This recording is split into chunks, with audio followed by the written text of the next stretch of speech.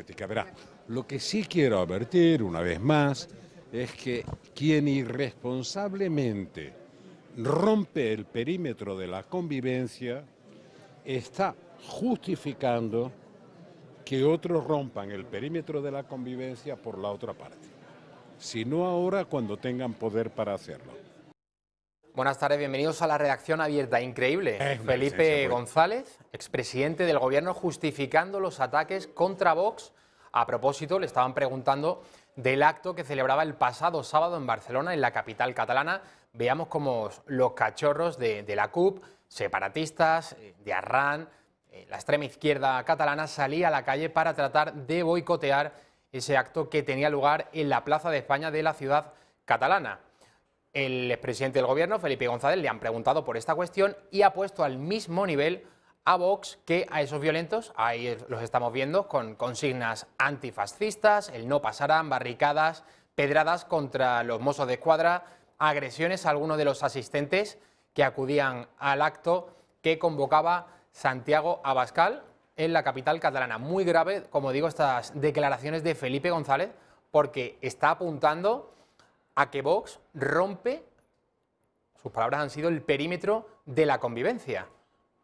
Es decir, que las propuestas de Vox están en la misma línea que los que lanzan pedradas y los que atacan a las personas que acuden de manera pacífica a un mitin político, a un acto, en este caso, del partido Vox. Todavía no hemos visto que militantes de Vox hagan escraches y agredan a pedradas, insulten y manden al hospital a simpatizantes de otros partidos. Seguramente el día que pase, esperemos que esto nunca ocurra, pero si algún día pasa, esto lo vamos a ver repetido y abriendo telediarios en portada de todos los diarios digitales, en portada de todos los periódicos de papel. Felipe González se está alineando muy peligrosamente y situando a Vox al mismo nivel que todos esos violentos que acabamos de ver.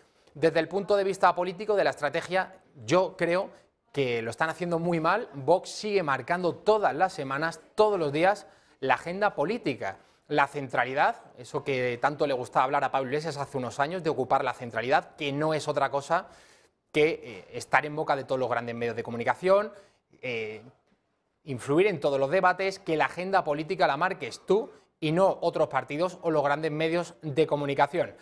Ayer Vox volvió a celebrar un acto multitudinario, en esta ocasión en Logroño.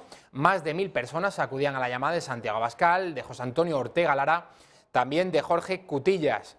Cientos de personas se quedaban a las puertas sin poder entrar en ese acto. Esto ya se está convirtiendo en una constante. Por un lado, los ataques violentos al partido Vox, a pedradas, pero también el hecho de concitar, seguir suscitando muchísima adhesión callejera. Si bien es cierto que los ataques no solamente vienen de la mano de los violentos con pedradas, también vienen por parte del resto de los partidos políticos, por parte de los grandes medios de comunicación, pero todo esto, curiosamente, parece ir en detrimento de quienes no quieren nada a Vox, porque todos los actos que van celebrando, la gente no demuestra tener miedo, sino todo lo contrario, siguen acudiendo de manera masiva a los actos que va celebrando el partido de Abascal. Este, como decimos, tuvo lugar anoche, ayer por la tarde, en Logroño, la capital de La Rioja. Santiago Abascal lanzó un dardo contra Ciudadanos después de que en los últimos días Rivera se mofase de Vox a propósito del tema de las armas. Incluso fuese un paso más allá cuando el líder de Ciudadanos decía que Vox quería que la gente fuese armada por la calle, incluso que hubiese pistolas en las escuelas. Esto es lo que ayer Santiago Abascal le respondía a Rivera. Que Ciudadanos se haya sumado de esa manera tan brutal a la demonización y la mentira, yo solo creo que se puede deber a su nerviosismo, ya que están verdaderamente hundidos en las encuestas. Pero mira, Ciudadanos tiene que saber que os rectifica o que le vamos a barrer políticamente. Y tiene que saberlo porque acabamos de estar en la cuna de Ciudadanos, en Cataluña, y contra todos, frente al boicot de Ada Colau, frente a las amenazas, hemos convocado a casi 15.000 personas en las calles de Barcelona, que es algo que Ciudadanos, ganando las elecciones en Cataluña, no ha sido capaz de hacer nunca. Esa es la respuesta a Ciudadanos, cuyas principales figuras abandonan la comunidad catalana. Lo hizo Albert Rivera, lo hizo El señor Juan Carlos Girauta, ahora empadronado en Toledo, va a ser el número 1 por la provincia de Toledo al Congreso de los Diputados. Y Inés Arrimadas ha sido la última, la gran líder de Ciudadanos en la comunidad catalana, que sigue pronunciando grandes discursos en el Parlamento catalán contra el separatismo, pues va como número 1 por la provincia de Barcelona al Congreso de los Diputados. Se diría que lo mejor de Ciudadanos abandona Cataluña para venir a Madrid. No sé si lo hacen entendiendo que es una estrategia política muy aguda o, por el contrario, desde el ámbito puramente personal, entienden que va a ser mucho más cómodo, sin duda, una vida en Madrid, desde el punto de vista personal, como digo, familiar, que estar continuamente dando la batalla, algo bastante molesto y pesado, en Cataluña, al separatismo catalán. Todo esto tiene un desgaste para las familias, sin duda, pero desde el punto de vista político hay que interpretarlo como que para Ciudadanos ahora mismo Cataluña no tiene ya tanta importancia como sí lo tiene el Congreso de los Diputados. José Antonio Ortega Lara, una de las voces más destacadas de Vox, hablaba precisamente del voto útil, toda esta campaña del periodismo asustaviejas que desde hace semanas, meses venimos escuchando. Hay que ver lo que va a suceder en las provincias pequeñas, que si se vota a Vox, esto va a ser engordar automáticamente a Podemos, a Pedro Sánchez, del Frente Popular y todo este tipo de cuestiones. De esta manera respondía Ortega Lara a todos estos que vaticinan la victoria del Frente Popular. Ha llegado el momento de hablar menos del voto útil y hablar más del voto necesario, el voto de los principios y de las convicciones personales. Y es aquí donde Vox entra en juego, porque Vox es muy necesario para garantizar la unidad de la nación. Bueno, a José Antonio Ortega Lara lo conocen en Vox como el mejor entre nosotros, así se refieren siempre a Ortega Lara cuando lo presentan en un acto o sencillamente aluden al mismo en algún discurso. Vamos a ver ahora un vídeo elaborado por Vox sobre lo que pueda acontecer el próximo 28 de abril en las elecciones generales, a propósito de todo este periodismo asustaviejas, a propósito de este aluvión de encuestas, todas ellas elaboradas, lo seguiremos diciendo en este programa, elaboradas para orientar el voto, no para pulsar la verdadera opinión de la gente, de los españoles, de los ciudadanos de a pie. Todos sabemos que el 28 de abril va a ocurrir una cosa muy diferente a lo que están vaticinando de manera deliberada los sociólogos y los gurús demoscópicos. Este es el vídeo dedicado a esos grandes medios de comunicación que manipulan un día sí y el otro también. En cuanto al resultado de Vox, 12 escaños. En nombre de Unidos Podemos, para Vox. Alerta antifascista. Al fascismo hay que combatirlo y hay que combatirlo desde ya y con pocas frivolidades. Un discurso xenófobo que justifica la violencia hacia las mujeres y que justifica el enfrentamiento y la violencia entre los ciudadanos. Toca movilizarse. Para Vox, de extrema derecha. A mí me da vergüenza como español, que tiene pensado hacer su gobierno, que en mi país la extrema derecha esté en las instituciones. Para frenar a la ultraderecha en este país.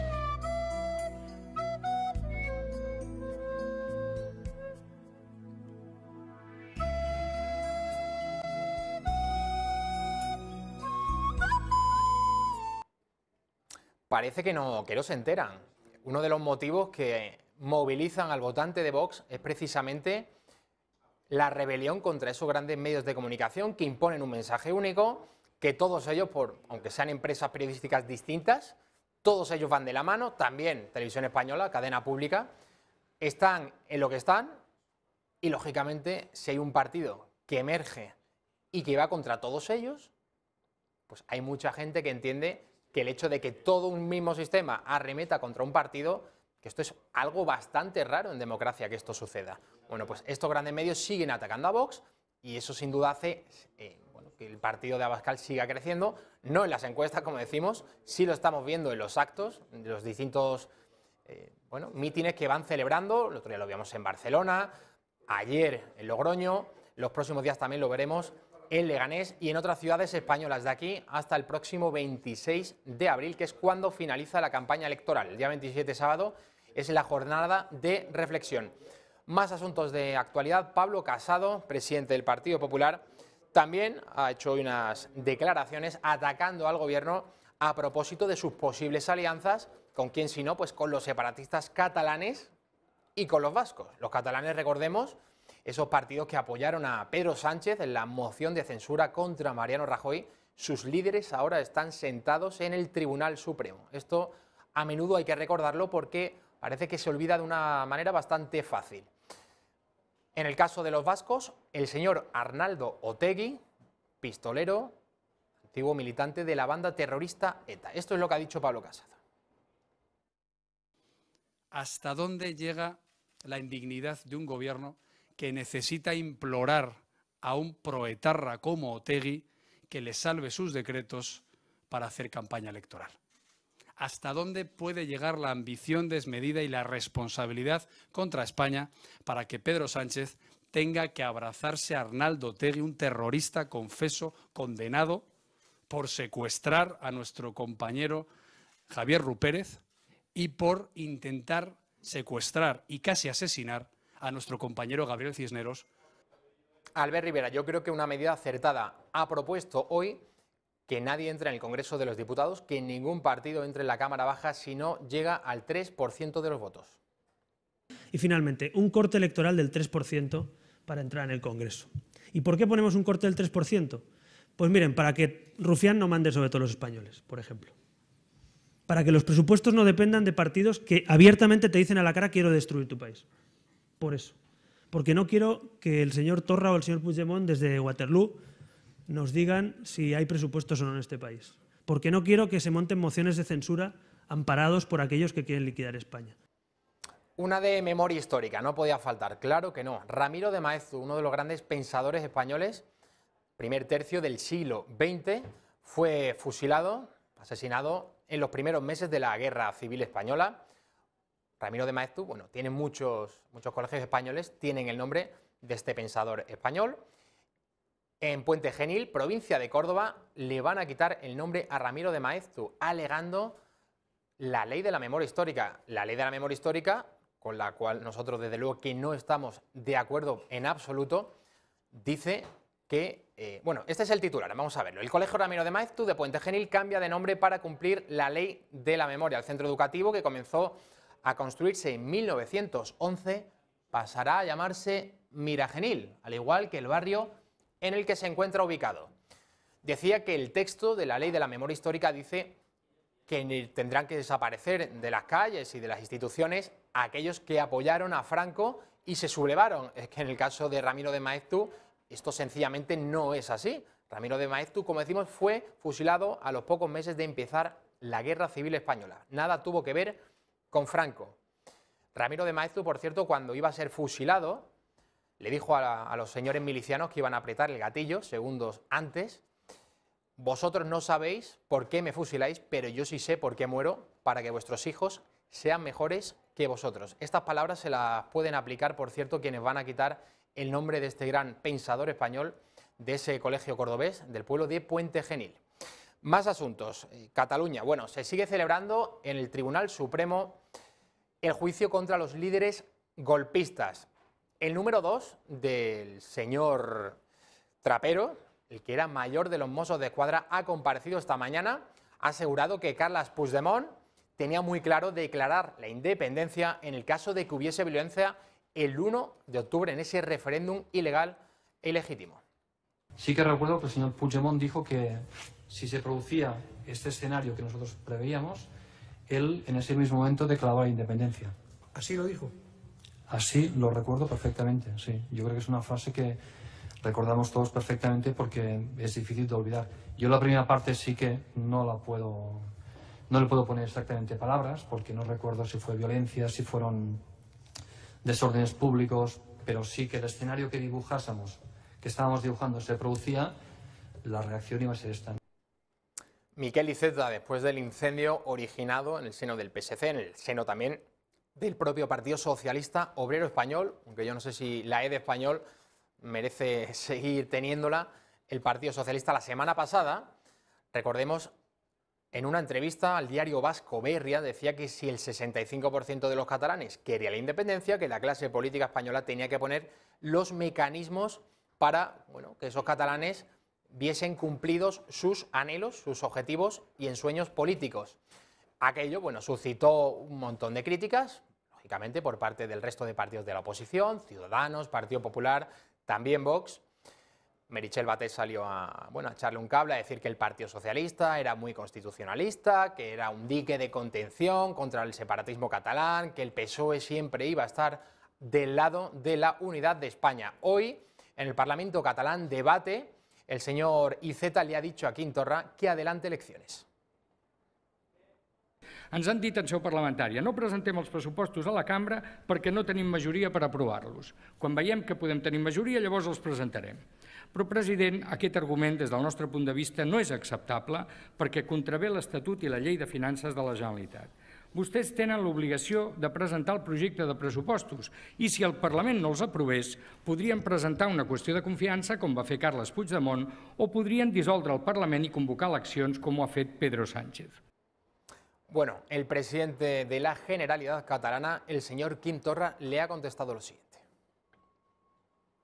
Li suggereixo que parlin amb ells, formin aquesta coalició, Comuns, Ciutadans, PP, per exemple, i presentin un candidat alternatiu. Nosaltres tenim un pla que volem complir, nosaltres estem treballant amb tot el rigor i tota la professionalitat per tirar-ho endavant. Seria una gravíssima irresponsabilitat en aquest moment per Catalunya plantejar-se eleccions. También ha subido a la tribuna de oradores del Parlamento catalán, de esa Cámara Autonómica, aún lo sigue siendo, por mucho que algunos crean que la República Catalana sigue vigente, lo fue durante unos minutos. Como decimos, el presidente catalán, el señor Quim Torra, además decía algo que ya había anunciado el día que pronunciaba ese discurso de investidura, que si no logra la independencia, que él se marchará de la política. A ver si es verdad. Actúa Barcelona, así es como se llama la formación promovida por Baltasar Garzón y Gaspar Llamazares. Un partido que hasta hoy se había mantenido en la sombra, porque en las últimas horas está generando mucha más euforia de la que ellos mismos esperaban. Y todo tiene que ver con esto, atentos. A ver, nos han autorizado a buscar chavales, primos, sobrinos, gente que quiera hacer algo, estudiantes, lo que sea, para que nos recojan las firmas y pagarles 0,50 céntimos la firma. Mandarme todos los que podáis. Se paga la mitad al principio y la mitad al día 25. 0,50 pago la firma, está de puta madre. Unos audios que desvela Moncloa.com, en los que la propia Núria González explica cómo la formación habría tenido que ofrecer pagos de dinero en efectivo para conseguir los avales que necesitaban para presentarse a las elecciones generales del próximo 28 de abril por la circunscripción de Barcelona. No, cada firma vale 50, o sea, cada firma vale 50 céntimos. Entonces, si coges 100 firmas, pues son 50 pavos. Si son 200 firmas, pues son 100. Así, cada firma son 50 céntimos, cada un mismo euro. Y pese a que hoy la dirigente se excusa asegurando que solo fue una oferta y que en realidad nunca llegó a pagar por la recogida de avales, los audios que publica Moncloa.com demuestran todo lo contrario. Por eso te decía que no hay límite de firmas. Si tienes 500, pues más dinero. Si tienes 600, pues más, porque van a pagar así, no, un poco para controlar. Entonces, se paga el dinero en mano, se paga la mitad cuando me las das, que será el viernes o el sábado, y la otra mitad cuando se comprueba que es el lunes 25. Finalmente, y como muchos esperaban tras conocerse este bochornoso escándalo, Actúa no tendrá candidato por Barcelona. La Junta Electoral considera que desde esta formación han incumplido la normativa y al final Núria González no ha conseguido su objetivo. Bueno, están ahora las declaraciones de Quim Torra a propósito de esa posible dimisión si no logra la independencia. Esto era un vídeo que había realizado, como siempre, muy bien nuestra compañera Cristina Ramos, a propósito del partido Actúa Barcelona. El exjuez Baltasar Garzón, que por cierto fue condenado por prevaricación, y también el que fuese líder de Izquierda Unida, Gaspar Llamazares. Ahora sí, vamos a ver esas declaraciones de Quim Torra diciendo lo que ya había pronunciado el día de ese discurso de investidura, que si no logra la independencia, que se marcha. Però recordar-los que jo tinc la mateixa ambició que el primer dia que vaig fer el discurs d'investidura, la mateixa. I els repeteixo, si jo penso que en un moment determinat no puc portar aquest país a la independència, dimitiré. I que els drets socials, per mi, són el motor de canvi republicà. Pere Aragonés, otro de los momentos que se han vivido en la Cámara Autonómica Catalana, en el Parlamento, ha propuesto un acuerdo para condenar los ataques a los partidos políticos. Fem un acord. Fem un acord entre tots els grups parlamentaris d'aquesta cambra per condemnar automàticament qualsevol atac violent que rebi qualsevol seu de qualsevol partit polític. Fem-lo. Els hi fem aquesta proposta i si vostès l'accepten la podem tirar endavant. La proposta que va fer el senyor Adam Majó. I a partir d'aquí, evidentment, el govern actua. Y están actuando. Los vinos de Bodegas Luzón continúan cosechando éxitos a escala internacional. Altos de Luzón 2016 acaba de alzarse con el Bacchus de Oro y Luzón Colección Crianza con la medalla de plata en uno de los certámenes vitivinícolas más importantes del mundo organizado por la Unión Española de Catadores. Los galardones Bacchus congregan a expertos catadores internacionales entre periodistas especializados, sumilleres, enólogos, máster de vino y máster de sumiller, encargados de evaluar y reconocer la calidad de los vinos. Esta cita anual reúne vinos de los 5 continentes, dada la repercusión del concurso, que se ha convertido en uno de los principales escaparates para las elaboraciones vitivinícolas. Bacchus es el único concurso internacional de vinos de los que se celebran en España que pertenece a la Federación Mundial de Grandes Concursos Internacionales de Vinos y Licores, además de estar reconocido por el Ministerio de Agricultura, Alimentación y Medio Ambiente y la Organización Internacional de la Viña y el Vino. Además, Altos de Luzón 2014 se ha subido al podium en el concurso Women's Wine Award de Japón gracias a un jurado exclusivo de mujeres. En la 6ª edición de este certamen han participado 4.212 vinos procedentes de 37 países que han sido analizados por 406 expertas profesionales, entre ellas sumilleres, enólogas, periodistas y prescriptoras gastronómicas. Esta competición se ha convertido en una de las principales plataformas de lanzamiento para las bodegas que quieren adentrarse en un mercado en el que tener una marca reconocida es imprescindible para triunfar. Estos 3 premios tienen mucha importancia porque colocan a Bodegas Luzón en puestos inmejorables en el plano internacional, ha señalado el director general de Bodegas Luzón, Francisco Martínez, quien ha añadido que para su organización lo más importante es que se está reconociendo su trabajo en la mejora constante de la calidad de los vinos que elaboran. Bodegas Luzón es una de las mayores productoras de vino de la denominación de origen protegida Jumilla y sus elaboraciones tienen una marcada personalidad y un elevado prestigio entre los expertos y consumidores. La bodega gestiona más de 1.200 hectáreas de viñedos que permiten obtener excelentes uvas con las que se elaboran vinos elegantes, afrutados y amables, cada vez mejor posicionados en el mercado, como demuestran estos reconocimientos por su esmerada elaboración e innovación. Nos vamos a ir a la publicidad. A la vuelta, nuestro compañero Pepe García Saavedra está siguiendo minuto a minuto todo lo que está aconteciendo en el Tribunal Supremo, una nueva jornada en ese juicio que se celebra contra los líderes golpistas, los representantes políticos catalanes que convocaron ese referéndum ilegal e ilegítimo del 1 de octubre de 2017. A la vuelta. Vivimos tiempos de incertidumbre, de vicisitud, pero también en esos momentos difíciles aparecen visiones positivas, visiones importantes. Por ejemplo, nuestro reencuentro con nuestras señas de identidad, con nuestro pasado, con nuestra cultura, con nuestra historia. ¿Qué mejor forma de entrar en contacto con ello que conocer nuestras constituciones? Ahora le ofrecemos en Intereconomía una colección con los 7 textos de nuestras 7 constituciones que alumbraron el siglo XIX y el XX, más un texto explicativo que componen un bello regalo editado estupendamente que les va a entusiasmar.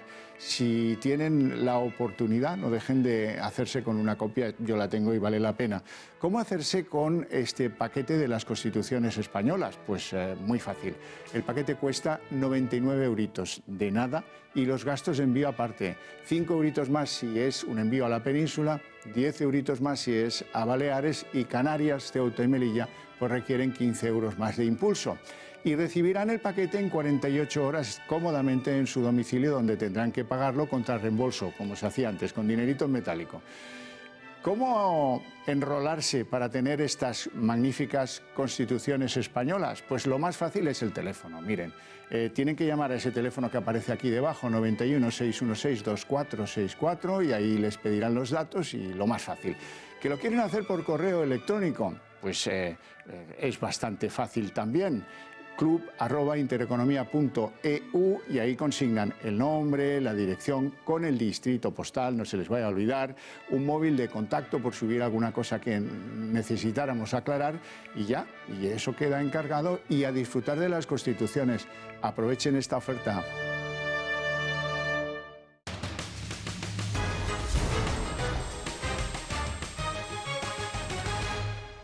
Seis y 28 minutos de la tarde. Pepe García Saavedra, bienvenido a la verdadera y auténtica redacción abierta de Intereconomía Televisión. Muy buenas tardes. ¿Qué tal estás? ¿Por qué te ríes? Hombre, porque sé que va con puya No. a nuestro compañero de la mañana, Rafa. ¿Cómo puedes interpretar que lo digo con segundas? No sé, ¿y qué define una que sea más abierta que la otra? No, auténtica, he dicho. Ah, auténtica, perdón. No lo sé, solo tendrán que decir los espectadores. En cualquier caso, José Antonio García Saavedra, Pepe, no viene aquí para dilucidar cuál es la redacción abierta auténtica, sino para analizar todo lo que está aconteciendo en el Tribunal Supremo, el juicio contra los líderes separatistas. Antes de eso, una última hora, Pepe, porque el gobierno Sánchez ha logrado aprobar esos decretazos no sociales, como le gusta llamarlos al gobierno de Sánchez, sino electoralistas. Sí, de momento se están produciendo la votación ahora en la Diputación Permanente y hasta ahora mismo que me acabo de sentar aquí se habían aprobado ya el de las ayudas, los subsidios a mayores de 52 años y el relativo a los alquileres, que era el que estaba ahí un poco más en duda porque el PNV no desveló hasta el último momento si iba a apoyarlo o no. Finalmente sí lo ha apoyado y bueno, y también Bildu, que como hemos escuchado esta mañana, Otegi ha presumido de que ha estado realizando muchas llamadas, intercambiando mensajes con el gobierno para ver si sus dos diputados apoyaban este decreto o no. Pues sí, finalmente han salido adelante y ya sabemos que el PNV le gusta llevar todo al límite hasta el último momento, como la moción de censura, que no supimos hasta minutos antes de la votación que iba a echar a Mariano Rajoy, pero sí, ya están aprobados y faltan otros 4. Pepe, quedan ya semanas para las elecciones generales, próximo 28 de abril, hoy es día 3, así que faltan 25 días. Nada, apenas menos de 4 semanas. Estamos ya... El viernes ya empieza la campaña, aunque ya vamos en campaña... El viernes 12. El 12, perdón, sí, no, el viernes 12. Es el siguiente, Viernes de Dolores, y nunca mejor dicho, Viernes de Dolores, porque lo que nos espera, como bien apunta Pepe García Saavedra, en realidad llevamos ya muchas semanas de campaña, esto es como un día de la marmota. Yo creo que llevamos 3 años prácticamente en campaña y que no ha parado y que los partidos políticos se dedican a hacer estas promesas que luego sabemos que no cumplen ni la mitad. Y sí, es como un día de la marmota en el que vivimos constantes anuncios y mítines políticos y ahora estos fichajes, por ejemplo Ciudadanos, ayer Soraya Rodríguez, hoy Bauzá, está viendo ahí un totum revolutum. Pero sí, oficialmente la campaña electoral empieza el 12 de abril, que es el próximo viernes, con la pegada de los carteles. Pepe, nos vamos a ir hasta el Tribunal Supremo. Está declarando ahora mismo, 6:30 de la tarde, un teniente de la Guardia Civil. Vamos a escucharle.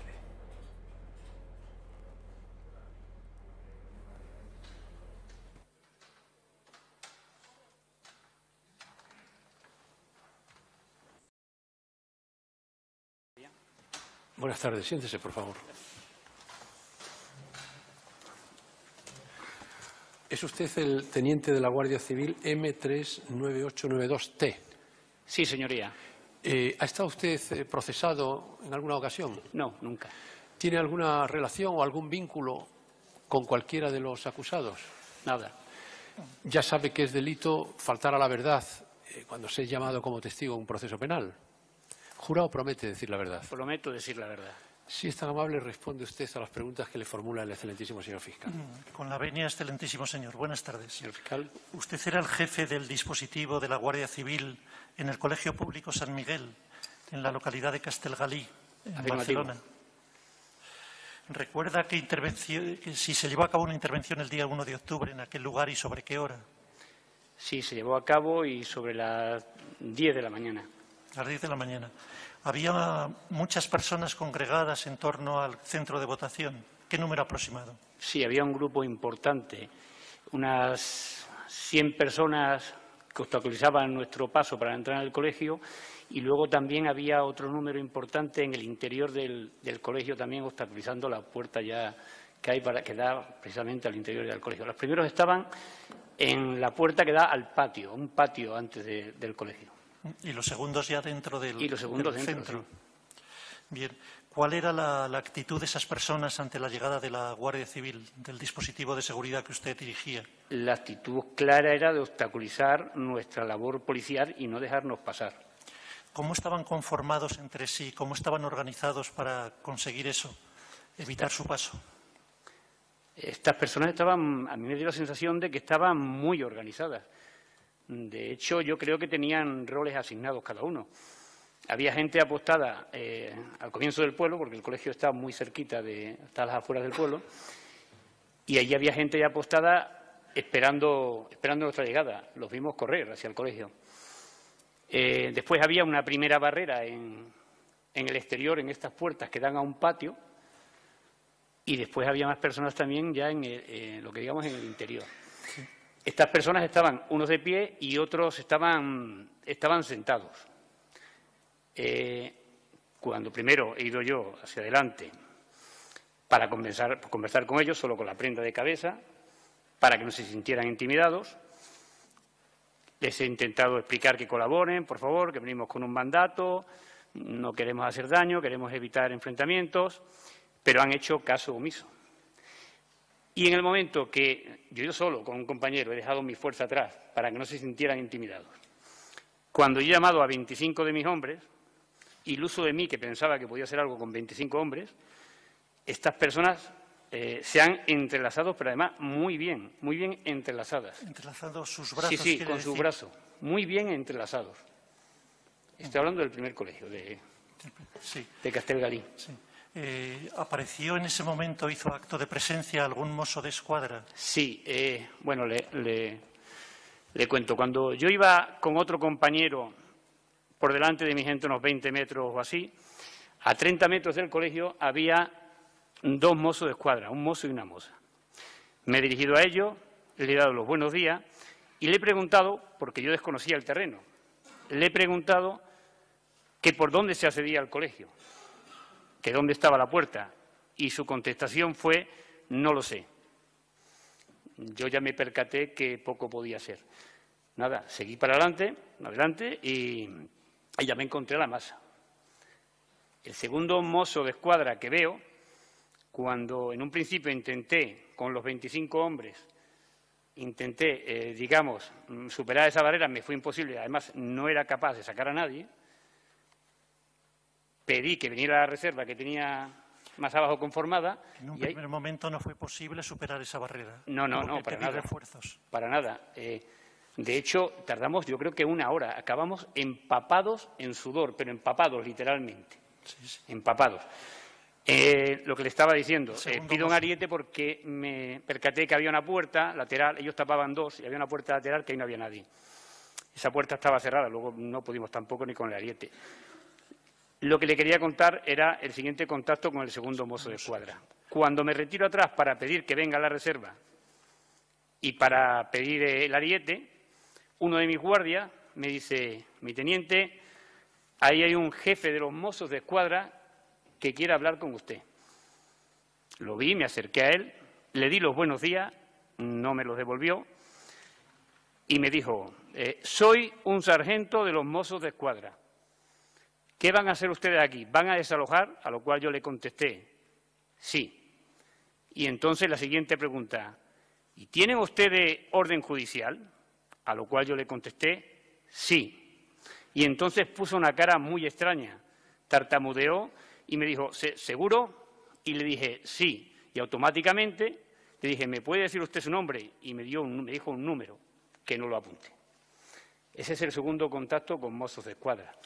Y el tercero, posiblemente el más grave, cuando ya había conseguido superar la barrera, cuando ya había entrado en el colegio, vino un guardia de los míos, un poco nervioso, y yo estaba en el interior del colegio, y me dice, mi teniente, fuera hay 4 mozos de escuadra y uno de ellos es un oficial. Nos han estado gritando, nos han estado increpando, nos han dicho que qué vergüenza lo que estamos haciendo, que quieren ver la orden judicial y que quieren hablar con el jefe del dispositivo. Yo esto no lo vi. Yo estaba dentro del colegio. No sé si a la tarde siguiente o al día siguiente se hicieron ecos los telediarios y también en las redes sociales se ve esa imagen donde precisamente se ven unos mozos de escuadra que increpan a unos guardias, el guardia le dice que por favor no grites, no me grites, y se ve que hace aspavientos con el dedo y están echados sobre la barrera que están haciendo ahí mis guardias para que no se cuelen todas aquellas personas que ya habíamos sacado del colegio. Esto todo lo hacen en presencia de esas personas que, claro, se vienen arriba y se le oye decir ahí fascistas y cositas. Eso provocó un aumento de la tensión que claro, se vivía. Claro, se oye perfectamente. Ya le digo, yo no estuve allí, pero se puede ver. ¿Recuerda que gritaba la masa que se congregaba en torno al colegio protegiendo? Sí, la masa gritaba de todo, hacían cánticos de votaré. ¿Insultaban a las fuerzas de ustedes? Sí, insultaban, sí. Los típicos insultos eran fil de puta, fuerzas de ocupación, vergoña, fascista, y como estábamos impasibles a todo ello, pues ya no lo traducían y nos decían hijos de puta, hijos de la gran puta. ¿Recibieron empujones, patadas o cualquier otra forma de agresión física o verbal? Sí, patadas hubo empujones, nos daban con las manos, alguna que otra persona escupió, forcejeos.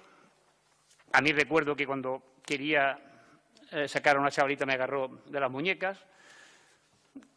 Pequeños golpes de esos sí lo hubo. ¿El repliegue fue fácil o tuvieron que salir? No, el repliegue fue lo peor. Eso a mí me intimidó bastante. El repliegue fue cuando realmente... Porque el repliegue lo hacemos primero. De la Guardia Civil, Pepe, hablando de esos momentos de tensión que se vivían en uno de esos colegios electorales en la jornada del 1 de octubre, en la convocatoria de ese referéndum ilegal e ilegítimo. Momentos tensos porque hablaba de que mozos de escuadra hablaban en un tono alto, a gritos, agentes de la Guardia Civil, momentos de gran tensión, pidiendo además esos mozos de escuadra que querían hablar con el jefe, el responsable del dispositivo. Mientras tanto, en la calle, pues los catalanes que acudían a votar insultaban a los agentes de la Guardia Civil, fascistas, hijos de puta, etcétera, etcétera. Esto que está relatando el teniente de la Guardia Civil lo vivieron muchísimos policías nacionales y guardias civiles a lo largo y ancho de Cataluña en tantos y tantos colegios electorales. Sí, básicamente todos estos testigos que están pasando ahora, que son guardias civiles y policías nacionales, están haciendo un relato muy similar de lo que ocurrió en los diferentes colegios en los que actuaron. Todos hablan de murallas humanas que estaban en una actitud poco proactiva o poco activa para que actuaran policía y guardia civil y cumplieran el mandato judicial, y luego también hay otros guardias civiles que van al papel de los mozos. Si bien hay unos que dicen que en sus colegios los mozos intentaron actuar, la gran mayoría de los que están pasando por el Tribunal Supremo dicen que no, que lo que estaban haciendo era intentar torpedear la acción policial. Así que sí, insisto, estos testigos básicamente, habiendo actuado en diferentes colegios, el relato de lo ocurrido durante el 1 de octubre es bastante similar. Pepe, hoy ha comparecido el número 2 de Trapero, Ferran López, sí, mayor de los mozos de escuadra. Ha dicho una cosa, yo no sé cómo la interpretas, que Puigdemont había asegurado que si el 1 de octubre había violencia, tampoco entendemos qué consideraba el señor Puigdemont por violencia, que convocaría, declararía esa independencia de manera unilateral, como así sucedió el 27 de octubre del 17. Sí, esto se basa en la famosa reunión que hubo el 28 de septiembre, unos días antes del referéndum, de altos mandos de los Mossos y policía con el gobierno de allí de Cataluña, concretamente con Puigdemont, Junqueras y Forn. Y viene a corroborar las palabras de Trapero en las que Puigdemont dijo que el referéndum se iba a hacer sí o sí, pero él va un paso más allá y dice, recuerda textualmente las palabras de Puigdemont, que fue que si había violencia iba a declarar la independencia.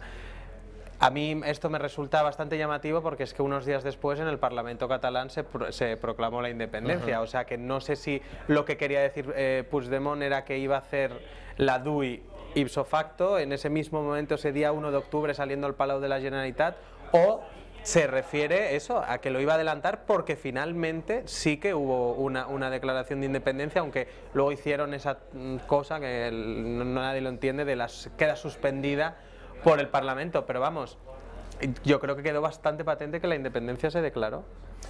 Quizá esto de la violencia, Pepe, fuese una coartada, ¿no?, empleada por el señor Puigdemont.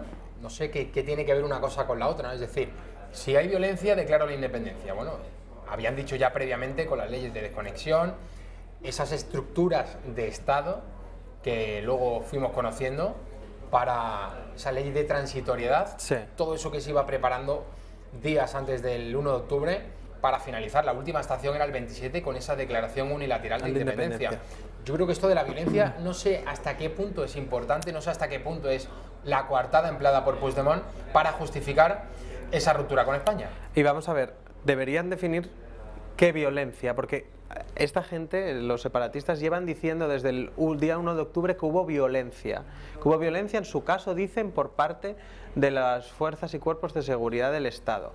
Entonces, según ese pensamiento de que hubo violencia ese día, ¿por qué no declaró ese día la independencia? Porque según lo que él cree, hubo violencia. Y luego está la parte de la Fiscalía, el Ministerio Fiscal y la acusación popular, que son los que están intentando pues montar ese relato violento del separatismo, que no se centra solo ni se circunscribe en el 1 de octubre, sino en los días previos y en los días posteriores. Entonces, claro, Puigdemont ya es que, sinceramente, tampoco, es que no sé qué decir, tampoco te lo puedes creer mucho.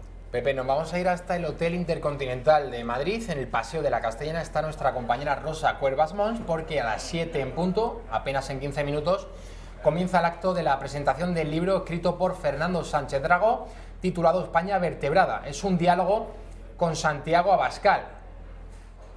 Rosa Cuervas Mons, buenas tardes. Buenas tardes, Javi. Pues como decía, sí, en unos minutos, a las 7 de la tarde, empieza esta presentación de este libro. No sé si en la redacción lo has podido enseñar, que es un diálogo. También el propio Sánchez Dragó lo ha definido como una batalla dialéctica, como una confesión general, incluso como una charla entre un guardabosques y un cartujo. Así es como ha definido el escritor este libro. Minutos antes de que empiece, ya han llegado por aquí algunas caras conocidas de Vox, la de Iván Espinosa de los Monteros, Rocío Monasterio, José María Marco, candidato al Senado por el partido, como sabéis, y muchísimo público, muchísimos asistentes en una sala que, como viene siendo habitual en los actos de Vox, parece que se va a quedar pequeña. Hay mucho ruido, no sé si me escucháis bien, y enseguida, como decimos, que supone de alguna manera la reaparición pública de Santiago Abascal en actos ante la prensa, y después de esa cita del fin de semana en Barcelona, en la que denunció de nuevo la manipulación de algunos medios de comunicación, denunció el odio de la izquierda, en este caso de Ada Colau, y anunció también el inicio de la Reconquista, antes de que empiece esa campaña en Covadonga, por cierto. Santiago Abascal, Fernando Sánchez Dragó, si tienes oportunidad de preguntarle...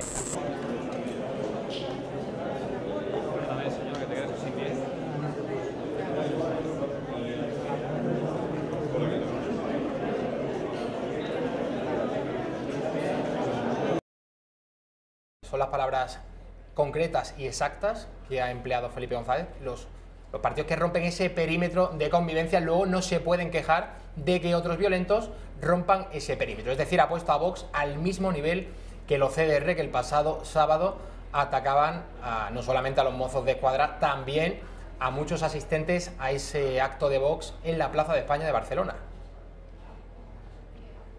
Pues Javi, si tenemos oportunidad le preguntaremos. La verdad es que creo que antes de que comience el acto va a ser complicado, porque es en una sala contigua al salón donde va a ser la presentación. De hecho, ahí empieza a haber movimiento de cámaras, no sé si es que va a salir, pero yo creo que va a ir directo, y a la salida del acto intentaremos hablar con él. A lo mejor él mismo, durante ese diálogo que va a mantener con el escritor, hace referencia, no me extrañaría, a esas declaraciones de Felipe González, pero en todo caso, si podemos, intentaremos hablar con él, y también con el otro protagonista, con el coprotagonista de la tarde, que es el escritor y autor de este libro, a ver qué nos cuenta de cómo ha sido pasar 3 días con Abascal, encerrados, como han dicho ellos, en un villorio soriano. Rosa, soy Pepe. Yo, si tuvieras un momentín para preguntarle, también me gustaría que respondiera a las declaraciones de ayer de Cayetana Álvarez de Toledo, que después de que el Partido Popular pidiera a Vox que no se presentara a las provincias pequeñas, me gustaría saber qué tendría que decir a Cayetana Álvarez de Toledo, que directamente dice que se disuelva, que ya no debería existir Vox. Sí, yo creo, Pepe, si no me equivoco, que ayer ya el propio partido, no sé si a través de Santiago Abascal o de la cuenta de Twitter, respondieron algo a las palabras de Cayetana, pero igual que a la pregunta de Javi, si tengo oportunidad, le pregunto. No me digáis muchas más, que me las estoy aprendiendo de memoria, ¿eh? Muchísimas gracias. Nos pides paso cuando tengas a los protagonistas. Muchas gracias. Sí, en cuanto empiecen a hablar, Javi, en cuanto comience el acto, yo te aviso en cuanto empiece, digamos, lo interesante, para que lo podamos mostrar a nuestros espectadores en directo. Pues volveremos enseguida al Hotel Intercontinental, ese acto de presentación del libro España Vertebrada. Lo firma Fernando Sánchez Dragó. Él no lo ha querido titular como una entrevista con Santiago Abascal, sino una conversación. Un fin de semana que pasaron en un pueblo de Soria, encerrados en una casa. Reflexiones políticas, batalla de las ideas, y el libro, por cierto, yo de verdad que se lo recomiendo a todos ustedes. Mañana vamos a tener en este mismo programa a Fernando Sánchez Dragó a las 6 en punto de la tarde. Lo vamos a entrevistar, le vamos a preguntar sobre cómo se gestó ese libro y sobre muchas cuestiones del líder de Vox, candidato a la presidencia del gobierno, Santiago Abascal. Pepe, tú, además de eso que has mencionado de Álvarez de Toledo, ¿qué le preguntarías en primer lugar a Santiago Abascal y mañana al señor Sánchez Dragó, que lo vamos a tener aquí en la mesa de la reacción abierta? A mí la pregunta de Cayetana Álvarez de Toledo me parece fundamental por el simple hecho de que se está viendo como un ejercicio a la desesperada del Partido Popular de intentar, no sé si menospreciar o directamente pedir a Vox que desaparezca. ¿Por qué? Porque es que les va a hacer un daño tremendo en las elecciones. Me pareció eso muy llamativo, que la candidata del PP directamente les dijera disolveos porque Mariano Rajoy ya no está en el gobierno. Yo creo que sería una buena oportunidad para Santiago Abascal, después de todos los ataques que ha recibido desde muchos partidos por esa propuesta sobre, por ejemplo, lo de las armas, que yo todavía creo que no está muy clara la propuesta de Santiago Abascal. Es una propuesta que yo personalmente no entendí que se pusiera sobre la mesa, pero bueno, una vez puesta, creo que tiene una oportunidad muy buena para dejar meridianamente claro cuál es esa propuesta y evitar así los ataques de otros partidos. Bueno, en relación a las armas, además que es un tema que no es un debate que esté en la calle. Efectivamente. Y ni siquiera, yo creo que haces una encuesta a los votantes de Vox, no está entre los 3 ni entre los 5 primeros motivos por los que van a depositar la papeleta de Vox en las urnas el próximo 28 de abril. No es una de las grandes razones que mueven a esos millones de españoles que sí o sí van a votar a Vox el 28 de abril. Hay otras cuestiones como la unidad de España, cómo hacer frente al separatismo catalán, la ley contra la violencia de género, la hegemonía cultural progresista, muchas cuestiones que pueden hacer que la gente confíe en Vox, pero lo de las armas, desde luego que no era un debate que estuviese ni en la calle ni tampoco en los medios de comunicación. Vox a todo esto responde, como en tantas otras ocasiones, a que son ellos los que están diciendo cuáles son los debates, marcando la agenda política, ocupando la centralidad política. Como decía el señor Pablo Iglesias, la centralidad política no es el espacio entre la izquierda y la derecha. La centralidad es estar en el centro del tablero político, que en los debates de las tertulias televisivas y radiofónicas tus propuestas sean siempre el primer tema, la primera cuestión que se va a tratar ahí, no solo en los debates entre periodistas, sino también en los propios debates entre los grandes partidos políticos. Sí, la cuestión es lanzar el domingo un tema y que durante todas esas semanas se está hablando de ese tema, y como decías, la presencia en tertulias, yo me acuerdo cuando hace unos meses estábamos por aquí y era la única televisión, salvo alguna otra excepción, alguna radio, en la que había un representante de Vox, y ahora tertulia que veas, tertulia en la que o hay una conexión en directo con un representante o mismamente en esa mesa de debate están presentes. Ayer estuvo aquí Manuel Mariscal, que es el gurú comunicativo, por así decirlo, de Vox, que ha sabido llevar muy bien todo ese tema y sobre todo en redes sociales. Le dedicaron en El Mundo, en el diario El Mundo hace unos meses, un artículo sobre toda la política comunicativa que estaba llevando Vox, que es muy, muy, muy potente y que recuerda mucho a la de Podemos cuando en la época de las europeas, cómo se metieron de repente en todos los medios de comunicación, siendo un partido que al fin y al cabo tenía ninguna representación. Ahora Vox sí tiene en Andalucía, pero que tenía escasa representación y proyección electoral, y ahora pues hay algunas encuestas incluso que le dan hasta de cuarta opción política. Yo digo que va a ser tercero, Pepe. Tú lo llevas diciendo... Lo llevo diciendo mucho, semanas en este programa. Vox, en su peor resultado, será tercer partido más votado en las próximas elecciones generales. De eso no tengan ninguna duda. Como quede cuarto o quinto, pueden venir todos ustedes aquí el 29 de abril y pedir mi cese fulminante como conductor de este programa. No te vayas tan arriba. Yo realmente, es que lo digo de verdad, categóricamente, las encuestas que se están difundiendo y publicando se están haciendo para orientar el voto, jamás para pulsar la verdadera opinión de los ciudadanos. Es que lo que estamos viendo, los actos que va celebrando Vox, por ejemplo, el de ayer por la tarde en Logroño, Barcelona, tantas ciudades andaluzas en la pasada campaña, en las autonómicas andaluzas, en noviembre del año 2018, veíamos cómo Vox llenaba en Almería, en Málaga, en Sevilla, lo sigue haciendo en otros lugares. El próximo acto será en Leganés. Eso es un poco también la euforia del Eso es cierto, hay que ver cómo se traduce todo esto luego en votos y en escaños, pero es que ningún partido político, Pepe, estamos viendo que ninguno suscita tanta adhesión en la calle. La cuestión de lo que hablas de las encuestas es, las encuestas antes, cuando había un bipartidismo, estaba claro si un partido va a ganar, o estaba entre Partido Popular y Partido Socialista. Uno de los dos era el que iba a ganar las elecciones, que luego podría gobernar con el apoyo de nacionalistas o no, o con una mayoría absoluta. El problema ahora es que el voto está muchísimo más fragmentado. La derecha tenía solo al Partido Popular y ahora se está dividiendo en tres partidos, y pasa lo mismo con el Partido Socialista y Podemos. Entonces, por eso yo creo que las encuestas no pueden acertar, porque tienen muchísimos más lugares en los que estudiar ese reparto del voto. Es decir, lo que antes era entre 2, ahora es entre 5, incluso 6 partidos. Y por eso son más difíciles. Y como decías, yo creo que lo que les queda ahora a las empresas demoscópicas, que no dan ni una, pues es eso, hacer unas encuestas pues para orientar un poco el voto según les convenga más uno u otro partido. Pepe García Saavedra, muchísimas gracias por este análisis político, también por comentar todo lo que está aconteciendo en el Tribunal Supremo. Nueva jornada en ese juicio contra los líderes golpistas del 1 de octubre. Nos hemos quedado sin comentar lo de Carles Puigdemont, esa entrevista que concedía el diario argentino Clarín.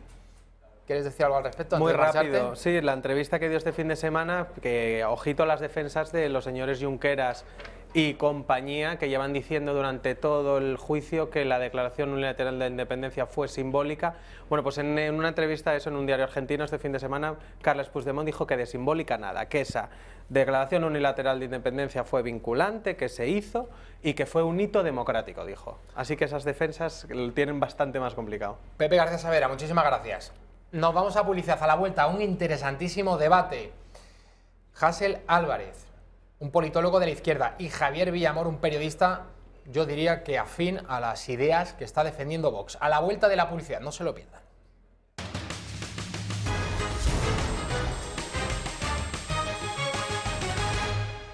Casi las 7 de la tarde, seguimos en la redacción abierta.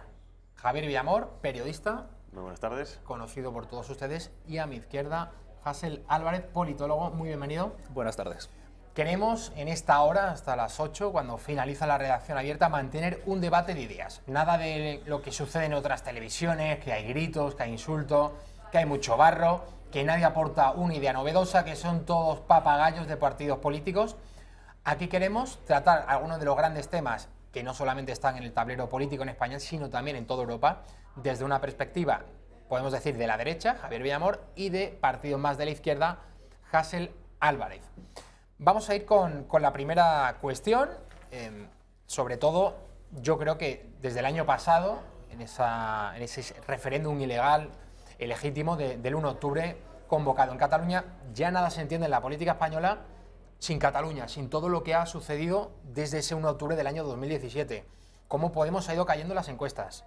Cómo Vox, que era un partido minoritario que no estaba en los grandes medios de comunicación, ahora mismo es un partido que va a irrumpir con mucha fuerza en el Congreso de los Diputados a propósito de lo bien que lo hizo, y esto es mi opinión personal, llevando esa acusación popular, llevando a esos líderes golpistas ante el Tribunal Supremo. Va a comenzar Hasél Álvarez porque Javier Villamor es un conocido y es la primera vez que se incorpora Hasél. Muy agradecido de que estés aquí con nosotros. Me gustaría que hicieses un análisis de todo lo que pasó en Cataluña desde una perspectiva de la izquierda. ¿Qué es lo que ha hecho Podemos? En mi opinión, creo que se ha puesto de perfil. Tendría que haber defendido la soberanía nacional. No se entiende que un partido de izquierda, como sucede en Francia, no sea patriota, no esté defendiendo de verdad la unidad de España y proponga como solución un referéndum. Nosotros estamos defendiendo la soberanía popular. Aquí hay un matiz importante. El tema de la soberanía nacional es lo que está enfrentando a gente PP, Ciudadanos, Vox y por otro lado los independentistas. Aquí el debate relevante es qué es la soberanía, qué es la soberanía popular. La soberanía popular que reside en todos los españoles es la capacidad de que el pueblo, ante una amenaza o una demanda de un poder extranjero como la Troika, la Unión Europea o de un poder bancario, de decir vamos a recortaros en tal situación, que el pueblo pueda, sometido a referéndum o mediante los poderes que emanan de él, decir sí o decir no. El independentismo ha derivado esta lucha que tendríamos que tener por la soberanía popular en una lucha de soberanías nacionales entre nación española y la nación catalana. Javier. El problema de lo que estás hablando con la soberanía de la nación catalana o de como quieras entender es que eso al fin y al cabo es una invención histórica que ha surgido como necesidad de una burguesía o de la élite catalana para poder seguir viviendo con unas particularidades que no tienen otros que comparten la misma región. Aquí lo sorprendente de Cataluña es que tenemos, por un lado, la supuesta derecha cristiana, entiéndeme por derecha, ¿no?, conservadores cristianos o supuestamente cristianos, que manejan políticamente a una base social que es de izquierdas, que pasa lo mismo exactamente en el País Vasco. Y el problema de todo esto es que se ha creado a través de mensajes falaces, mensajes falsos, que simplemente lo que quieren es manipular. Estos son técnicas de manipulación que se han visto en otros regímenes totalitarios que vemos que a día de hoy siguen funcionando, además con las tecnologías del siglo XXI. Es cierto lo que tú dices de una soberanía popular, pero también hay que fijarnos en la Constitución, que dicta muy bien el trato que tienen que tener todos los españoles ante la ley, y en este caso Cataluña no es solo de los catalanes, es de todos los españoles. Y en este caso la izquierda se ha suicidado, o se está suicidando con el tema catalán, y yo creo que si hubiera una izquierda en este país con un sentido de Estado, como el que podía tener el Partido Socialista antaño, arrasaría mucho más de lo que está haciendo. Hasél, a propósito de Podemos, es verdad que Pablo Iglesias dice siempre, yo quiero que Cataluña se quede en España, pero la solución es un referéndum. Esto, desde mi punto de vista, es ponerse de perfil y creo que es un debate que en el fondo resulta muy incómodo para Podemos. No es un debate en el que se sienta cómodo precisamente por eso, porque los independentistas tampoco están aplaudiendo a Podemos en esta ocasión, porque bueno, dicen un referéndum, pero muchas veces Iglesias ha criticado la vehemencia, la declaración unilateral de independencia de los catalanes, y por otro lado los que defendemos la unidad de España sí o sí, es decir, la soberanía nacional es sagrada, no se puede trocear, aunque el 99% de los catalanes así lo quisieran, porque la soberanía nacional reside en todos los españoles, 47 millones de españoles. ¿Tú esto cómo lo ves desde la óptica de la izquierda? Bueno, nosotros no tenemos que intentar contentar a los independentistas catalanes. Nosotros defendemos el concepto que he explicado de soberanía popular.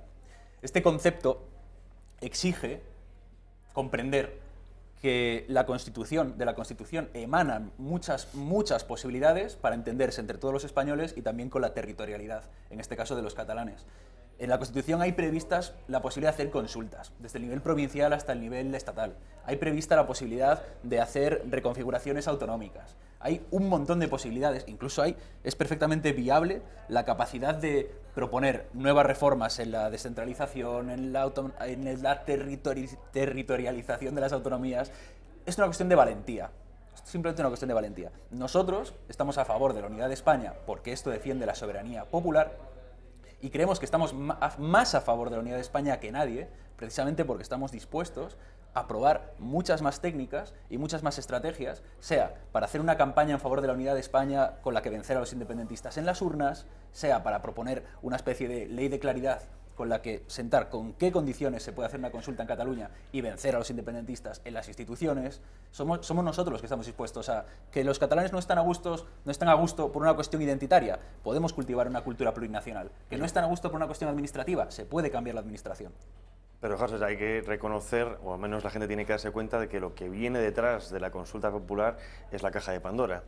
y vuelvo a lo mismo que antes, si no se hubiera manipulado políticamente la mente del pueblo catalán, posiblemente esa consulta no sería un problema político, un problema social, porque no había un enfrentamiento en las bases de la sociedad, porque es donde, al fin y al cabo donde está. Luego vemos como muchos políticos, por mucho que se enfrenten, después se toman las copas en el Parlamento todos juntos, ¿no?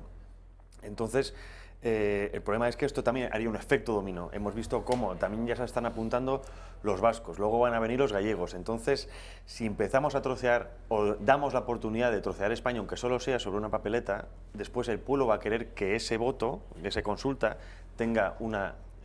se traduzca en un cambio de régimen político. Y luego has hablado de la cesión de territorialidad. España ahora mismo es el país, no sé, te puedo decir a menos de Occidente, que más cesión de poderes el Estado ha dado a las regiones. Nos pone muchas veces el ejemplo de Alemania, que es un Länder. Alemania es una federación, pero que las regiones tienen muchísimo menos poder para elegir que lo que tienen en España. Ya la siguiente cesión de poderes del Estado en España sería ya directamente separarse, porque es que tienen todo, menos prácticamente la cuestión fiscal, educación, sanidad, gestión territorial, muchísimas veces el tema de carreteras, puertos. Es decir, yo creo que de tanto pedir se ha alimentado a la bestia, y ahora la única manera que hay que aplicar a esa bestia es lo que está pasando con un juicio.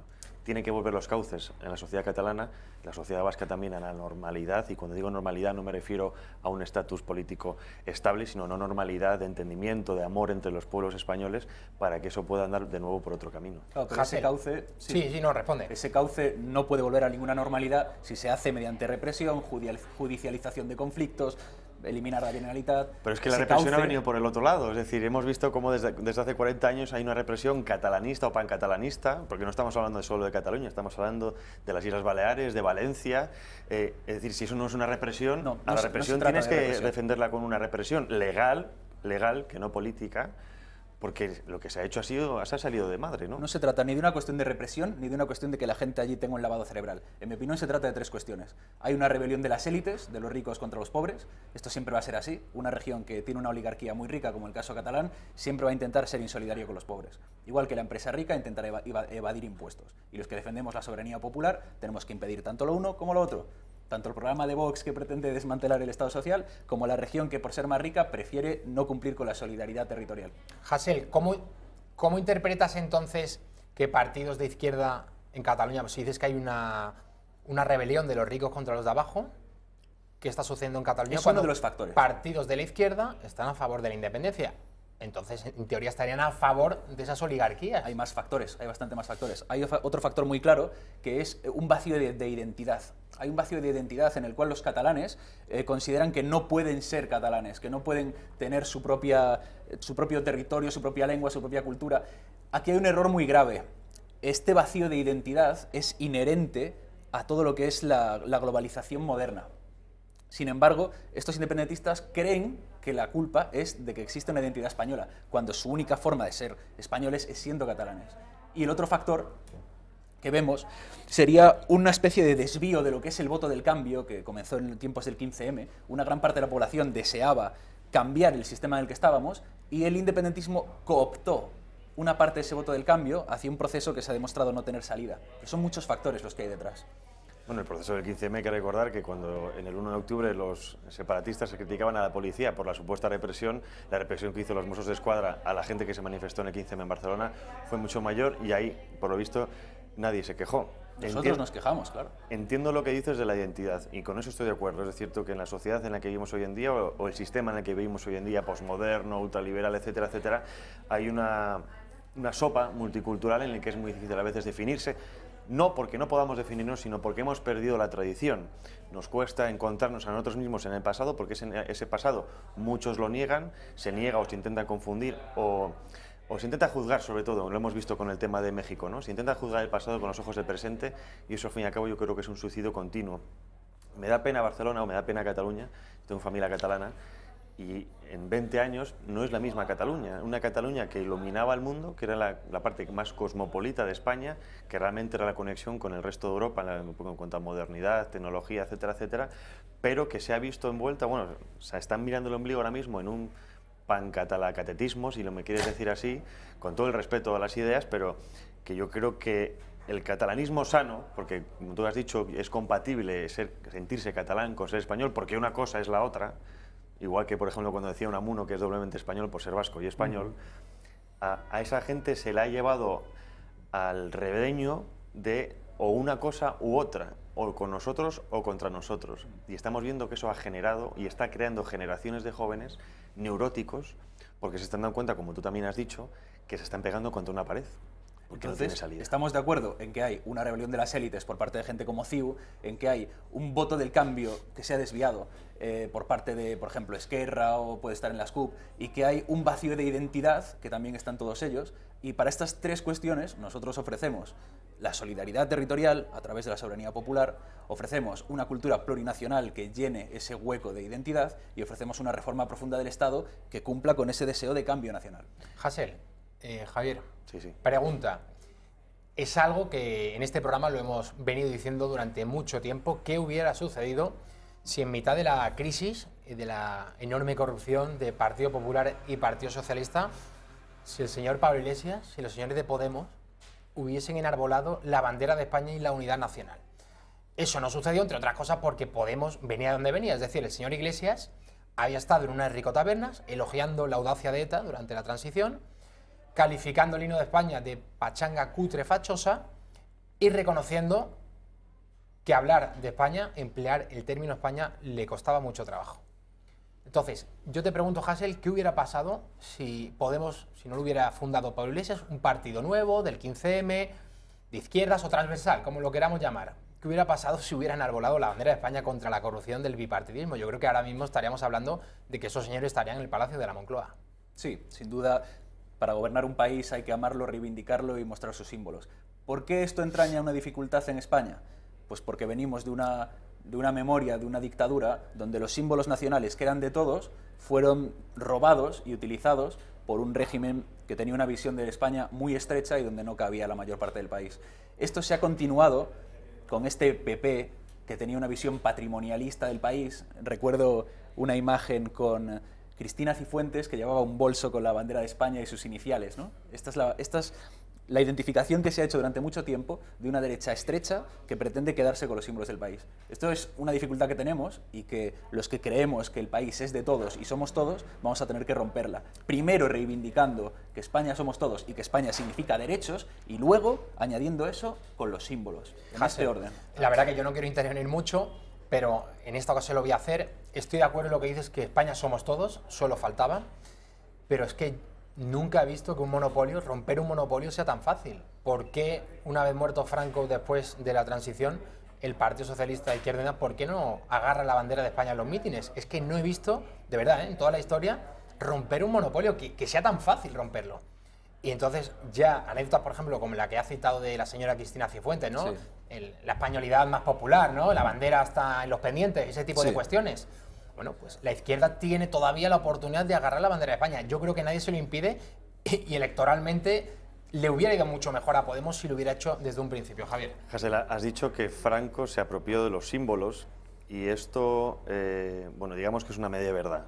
Digamos que los utilizó porque él se sentía patriota, pero es que los otros contra los que luchó, o lo que había en la República, es que no la usaron nunca. La Segunda República cambió de bandera. La Segunda República fue tomada... Franco también usó la de la Segunda República. Fue tomada. Incluso esa. Hombre, fue general durante la Segunda República, pero es que la Segunda República fue tomada políticamente por comunistas, anarquistas, socialistas de todo pelo. Es decir, que ya los que supuestamente aguantaban la República eran aquellos que querían destruirla. Ya lo decía Lauro Caballero, la República es solo un método para llegar a la revolución socialista. Los comunistas, por orden de Stalin, se cargaron, porque hicieron un golpe, dentro de un golpe, dentro de un golpe, se cargaron lo que quedaba de la República. Los del POM contra los comunistas, los otros contra los otros. Es decir, Franco, que se le echa culpa al ejército. El ejército por aquel entonces, cuando se levantó, era tan solo el 20% que apoyaba el levantamiento. Fue un levantamiento popular. Franco seguramente con lo que tenía no hubiera ganado la guerra, pero fue la izquierda cainita que se fagocita a sí mismo la que permitió el triunfo de Franco en gran parte. Sí, o más bien la ayuda de los fascistas y los nazis. Pero... También, al otro lado le apoyaron muchísimas democracias y también le apoyó Stalin. Pero a ver, sin afán de entrar... Pero bueno, eso es el sin tema afán de hacer historia. debates históricos que creo que no interesan a día de hoy. Ahora mismo hay que tener una visión Franco patriótica también, actual. la victoria de Franco desactivó a la derecha.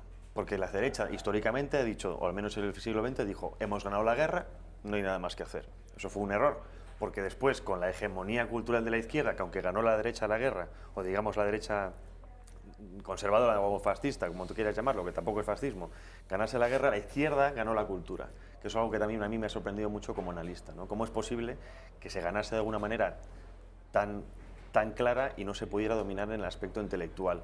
Esa izquierda, a base de machacar culturalmente, esa cultura, ese dominio cultural, fue lo que propició después la victoria durante tantos años de la izquierda política. Ahora estamos viendo, como estábamos comentando tú y yo antes, que ese monopolio cultural de la izquierda ya está en declive, si no está a punto de morir, y que ahora, la teoría del péndulo, ahora toca, por historia, toca una transición hacia la derecha, hacia valores conservadores, no tanto porque toque históricamente, sino como reacción a la violencia cultural de la izquierda, a la dictadura de lo políticamente que ha implantado la izquierda en el aspecto de la familia, de lo social, lo político, lo estatal. Es decir, ya la izquierda nos está dictando ahora cómo tenemos que pensar y cómo tenemos que sentirnos. Eso es un problema que ha tenido la izquierda en gran parte, por lo cual va a ganar, yo creo que va a ganar Vox tanto, ¿no? Lo que opino es que este debate historicista y este tema de izquierda-derecha no opera en la actualidad, no explica nada y la gente no lo entiende. Un nuevo eje que hay es el de la defensa de la nación frente a unos poderes globales desarraigados a los que los ciudadanos de un país le importan nada. ¿Qué significa? ¿Sí? No, sigue, perdona. Continúo. ¿Qué significa esta visión? ¿Qué es el globalismo, ¿no? Para la gente que no lo entienda en casa. El globalismo, a pesar de lo que vimos muchas veces, que si tiene que ver con cosas, ideología de género, marxismo cultural, inmigración, no sé qué, el globalismo es muy sencillo. El globalismo es la destrucción del Estado social, puesto que no se pueden permitir que los pueblos tengan su dignidad garantizada en un sistema de competitividad mundial, y la destrucción de la soberanía nacional, puesto que para que mande una pequeña élite no pueden mandar todos los países en su casa. Nosotros defendemos, creo que en soledad, lo que es el Estado social y lo que es la soberanía nacional. Sin embargo, esa derecha que tú dices de Vox, están en la línea de desmontar ese Estado social y están en la línea de someter esa soberanía nacional al seguidismo de Estados Unidos o de una geopolítica extranjera. ¿Quién es el patriota aquí? ¿Por cómo puede Vox hablar de globalismo cuando están siguiendo los dos objetivos del globalismo? Es un tema muy interesante el debate que acaba de lanzar Hassel. Yo creo que es acertado, ¿no? Esa dicotomía que hay ahora ya no es izquierda y derecha, sino globalistas contra patriotas o nacionales, como se quiera llamar. Después de la publicidad vamos a ahondar en este tema. El siguiente que iba a proponer yo, insisto, de esto lo vamos a tratar porque me parece muy interesante, es sobre si Podemos, que en un principio, el embrión del 15M, partido transversal, Errejón por un lado, Pablo Iglesias por el otro, ¿qué ha pasado 4 años después? Si Podemos sigue representando, o es que en ningún momento lo hizo, a la clase trabajadora española, a la clase obrera autóctona. Quiero que recordemos lo que sucedía en el mes de febrero, hace apenas un mes y medio, en un barrio madrileño, el barrio de Hortaleza, Íñigo Errejón, otros de Más Madrid, de Podemos, acudían a dar una charla y el Frente Juventud Obrero, pues no es que se acercase a increpar a Errejón, es que le hacía un escrache en toda regla. Vamos a ver la primera parte de ese escrache.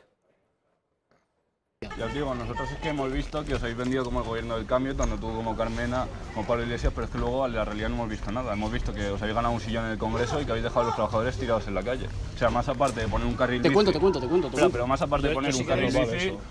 Más aparte de poner un carril bici... Sí, pero déjame acabar la pregunta, pero más aparte de poner un carril bici, poner que usar los semáforos y huertos y gilipolleces, en la vida de los trabajadores no ha cambiado absolutamente nada. Es que vemos que os dedicáis simplemente a poner parches a un sistema que no se puede parchear, no vais a la raíz del problema y habéis dejado a todos los trabajadores tirados. Y es que la culpa de que partidos fascistas estén en auge es vuestra.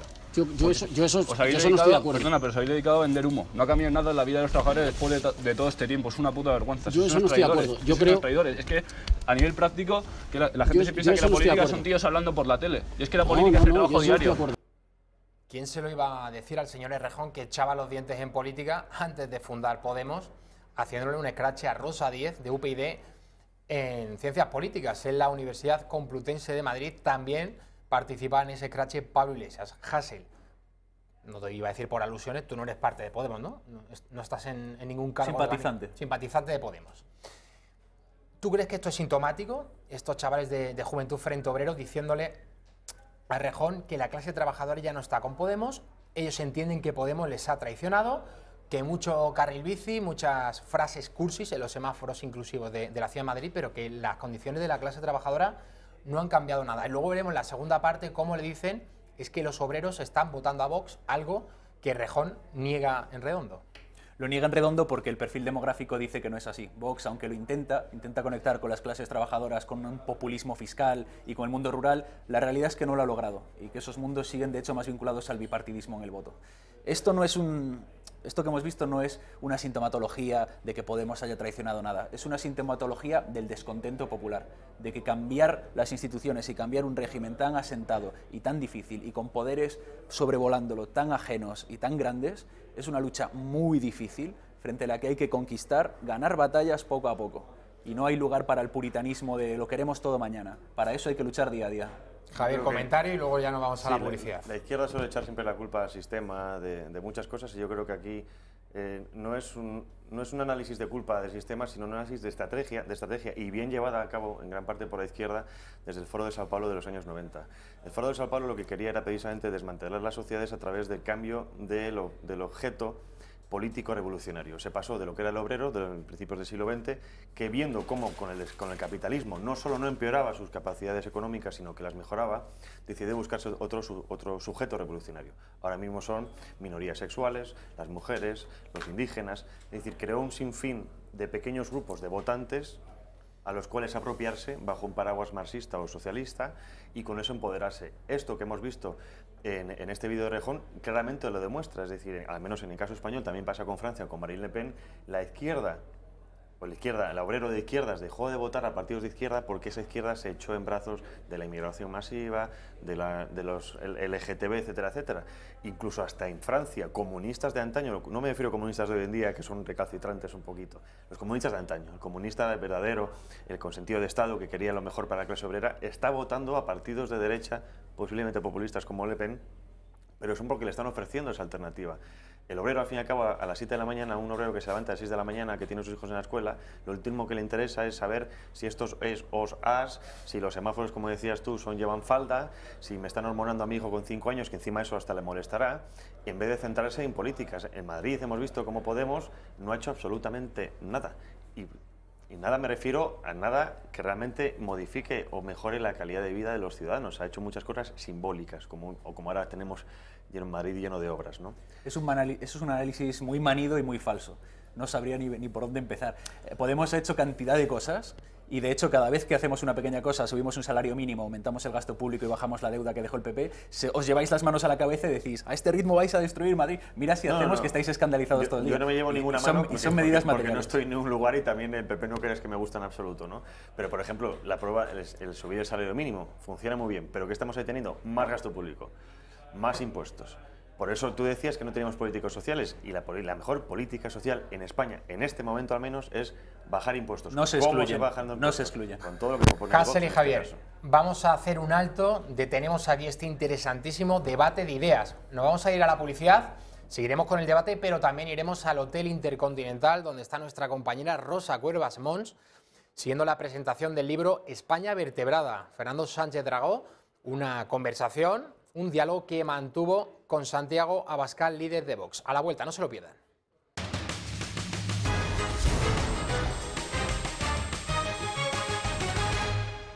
Son casi las 7:30, seguimos en la redacción abierta. Nos vamos a marchar hasta el Hotel Intercontinental, donde se está presentando ese libro de España vertebrada. Autor Fernando Sánchez Dragó, conversaciones, diálogo con Santiago Abascal, el líder de Vox. Nos vamos hasta el hotel. Material, formada de personas, caracterizada por una soberanía, por un territorio, en nuestro caso un territorio mucho más reducido del que tuvimos en otras épocas históricas, ¿no? Que por cierto, yo creo que esa es hoy también la gran fuerza de España. Todos nuestros hermanos hispanoamericanos, esa gran conexión que tenemos con el otro lado del mundo y que nos da una fuerza extraordinaria de la que no somos capaces, o que no utilizamos de manera suficiente en Europa.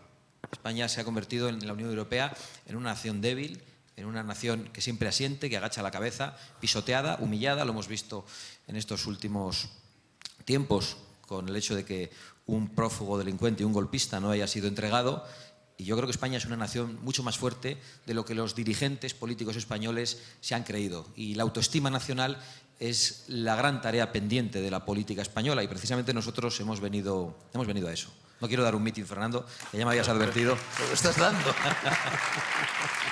Bueno, yo he puesto, como sabes, el título al libro, el subtítulo de España vertebrada, aludiendo evidentemente a la España invertebrada de Ortega y Gasset.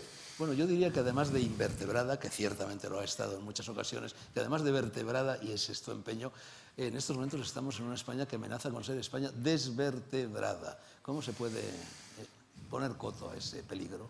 Bueno, que amenaza con ser una España rota, y por lo tanto que amenaza con ser una no España, una anti-España, porque España no se entiende sin Cataluña. España sin Cataluña no es España. Igual que Cataluña sin España no es Cataluña, es otra cosa. Es un montón de traidores y de desleales juntos. Por lo tanto, yo creo que estamos ante una situación de muchísimo más riesgo. A mí, por otro lado, me gusta esto de llevar la contraria a Ortega y hablar de España vertebrada. Lo digo porque era uno de los que decía que España era el problema y Europa la solución. Y yo no digo que no vengan soluciones de Europa a veces, pero creo que mirando en nosotros mismos, en nuestro pasado histórico, en los valores que han caracterizado a los españoles, podemos encontrar muchas soluciones también. Bueno, una de las preguntas en las que más insisten los periodistas cuando hablan conmigo ahora, después de la aparición del libro, se sorprenden de que tú optes por Unamuno frente a Ortega. Yo eso empiezo por no entenderlo. Quiero decir que yo soy unamuniano y orteguiano. De la misma forma que me sorprenden, todos sabéis seguramente que a mí me gustan mucho los gatos y continuamente encuentro con personas que me dicen, yo es que soy de perros. Digo, oye, es que a mí me gusten los gatos no significa que no me gusten los perros. De todas maneras, llama mucho la atención eso Unamuno y Ortega. Me lo preguntan todos. Probablemente son razones de paisanaje y por haber interiorizado tanto esa frase de Unamuno que dice yo soy vasco y por eso doblemente español. ¿Solo por eso? Bueno, hay otra forma.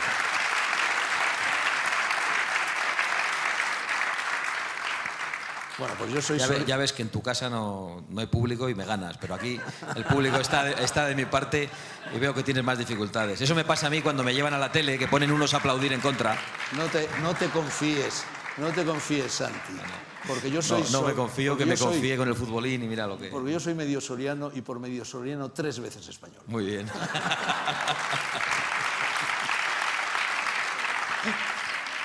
Bueno, a pesar de que la infancia te parezca una cursilería, yo te pregunto, ¿la política... No, ibas a decir algo. Claro, que no me parece una cursilería la infancia. Lo acabas de decir.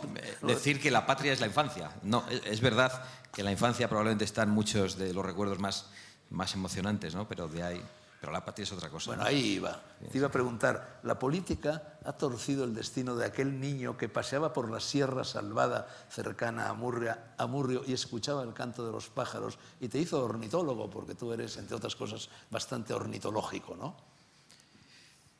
La verdad es que a mí me ha tocado vivir, como a otros muchos compatriotas, en una tierra difícil. Y aunque a muchos les sorprende, yo creo que no habría tenido una vocación política si llego a vivir en otro lugar. Y por eso hablo tanto de España, ¿no? Porque vivir en una tierra en la que precisamente España era lo que se nos estaba abriendo debajo de los pies, en la que percibíamos de una manera tan clara, a través del crimen, de los asesinatos y de la persecución, que perdíamos nuestra propia libertad, que nos querían hacer perder nuestra identidad, la unidad de nuestra patria, a mí me ha hecho ir al compromiso político. Estoy seguro de que si llego a haber nacido en Burgos, en Sevilla, habría tenido muchas más posibilidades de ser eso que digo tanto, de ser guardabosques. Yo recuerdo muy bien una anécdota que me ocurrió con mi padre y con mi abuelo Manolo. Nos llevaron un día a Burgos a ver el desfile de las Fuerzas Armadas. Y aquello fue muy, muy emocionante para nosotros. Claro, estábamos en una tierra en la que no había banderas de España. Y bajábamos el puerto de Orduña con las banderitas en el coche y según entrábamos en Amurrio, recuerdo que mi abuelo Manuel Abascal se alteró muchísimo y empezó a decir guardad las banderas, guardad las banderas. Y nos obligó a mí y a mi primo, que estábamos encantados de lo que habíamos visto en Burgos, a guardar inmediatamente las banderas para entrar en el pueblo. Nosotros vimos aquello, en aquel momento, como un acto de cobardía de nuestro abuelo. Yo luego me lo he reprochado, porque no sabía que mi abuelo había recibido cartas de la banda terrorista ETA, en las que le exigían grandes sumas de dinero que nunca pagó, y a pesar de todo siguió viviendo en el mismo pueblo, a escasos 100 metros de donde mataban a un vecino en la misma semana en la que a él le llegaban las cartas, en las que ETA le decía: vamos a ejecutarle y no tenemos ninguna dificultad en llegar hasta usted, y si hasta ahora no lo hemos hecho simplemente por razones políticas. Claro, eso marca de una manera absolutamente necesaria. Yo he vivido en esa tierra junto a otros muchos españoles en la que veíamos que España desaparecía. Y por eso, para mí España es la piedra angular de mis posiciones políticas y por suerte puedo estar al frente de un partido formado por gente excepcional con la que comparto también esa piedra angular. En toda vida hay eso que Stefan Zweig llamaba momentos estelares. Ese momento de tu infancia, tenías, me parece, 10 años, que evocó también Kiko Méndez Monasterio en el libro Hay un camino a la derecha, en el que también te entrevistaba, en el que tú estabas delante de un televisor y te enteraste de que ETA había matado al cartero de Apur. ¿Ese es tu momento estelar? Sin ninguna duda. Eso ocurrió en Sevilla. Me va a costar seguir. Vamos a ver un poco. No voy a organizarla como Pablo Iglesias.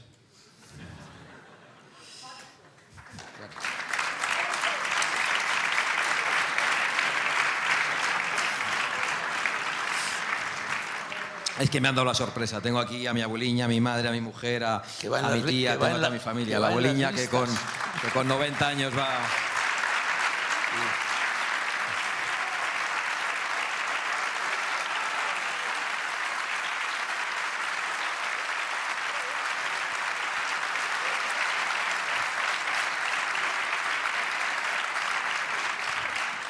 Bueno, ahora habla tú un ratito ahora. Ya, y me alegro porque... Mira, está llorando tu abuela. Bueno, yo he hablado un rato con la abuela de Santi y me he dado cuenta de que voy a proponer a Planeta, es más, ya se lo he propuesto, escribir otro libro de conversaciones con tu abuela. Y ella me va a contar tus secretos, las cosas que tú no has querido contarme. Porque hay un momento en el libro, en el que en el que hablamos de la fe. Y tú dices que la fe es un don, y que se tiene o que no se tiene, y que tú de eso no hablas, y que tú en un determinado momento recibiste la fe. Otro momento estelar de tu vida, pero de eso no hablarás nunca. Eso no se lo he contado Seguro que tu abuela lo sabe. Ni a mi abueliña, y por lo tanto vuelvo a la anterior pregunta. Y bueno, lo cierto es que lo he contado en algunas ocasiones y ha quedado reflejado en algún otro libro, ¿no? Mi abueliña, por seguir a su marido, que era ferroviario, que fue de origen gallego, fueron destinados primero a Guipúzcoa, después en Sevilla. Acabó allí mi abuelo trabajando en la estación de Santa Justa, y el verano del 85, yo tenía una alergia al polen bastante acusada. Huyendo de la alergia, mis padres me llevaron a Sevilla.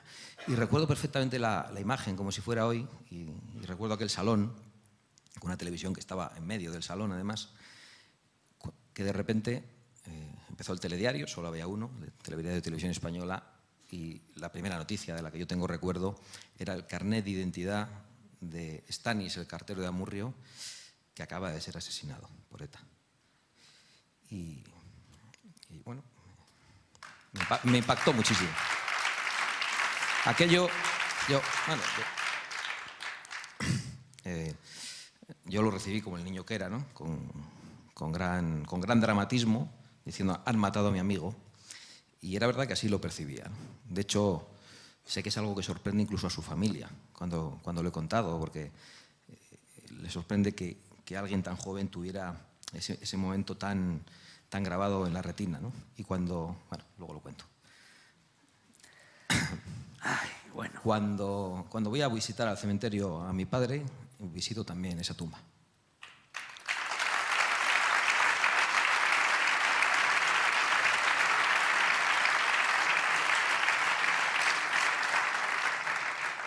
Santi, las personas mayores tenemos la lágrima fácil.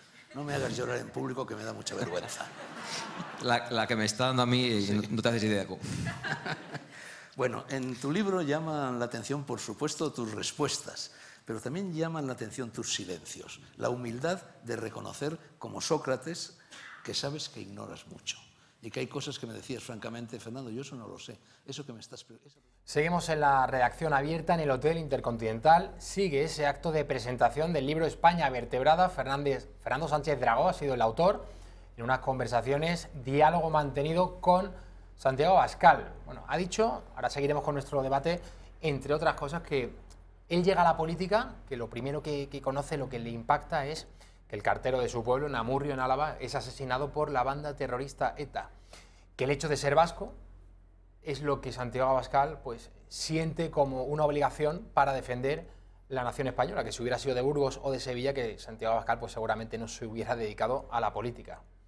Sí, está claro que Santiago Abascal nació en una época, vivió en una época en la que no era fácil estar donde estaba. Recordemos que el terrorismo vasco ha causado al menos 200.000 refugiados dentro de España, 200.000 personas que se han tenido que marchar para evitar ser asesinadas y ser hostigadas y acosadas continuamente. Y él aguantó. Yo creo que pocos políticos a día de hoy que estén profesionalmente en la política pueden decir lo mismo. Y algunos que aquellos, como María San Gil, que quería seguir por la línea dura, se les ha apartado vergonzosamente de la política, por ejemplo en el Partido Popular.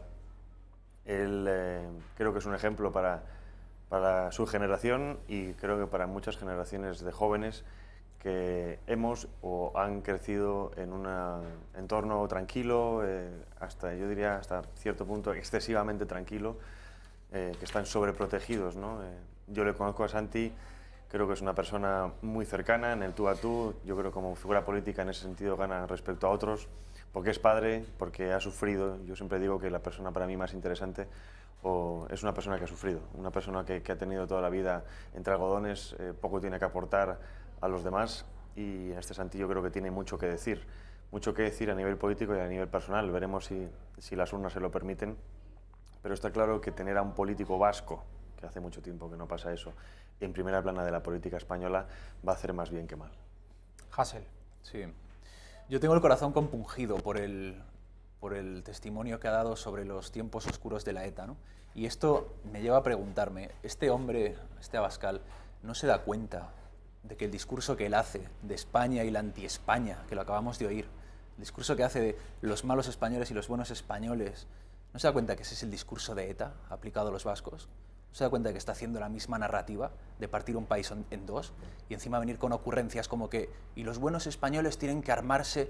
¿No se da cuenta que eso es el discurso Abertzale más etarra, más terrorista?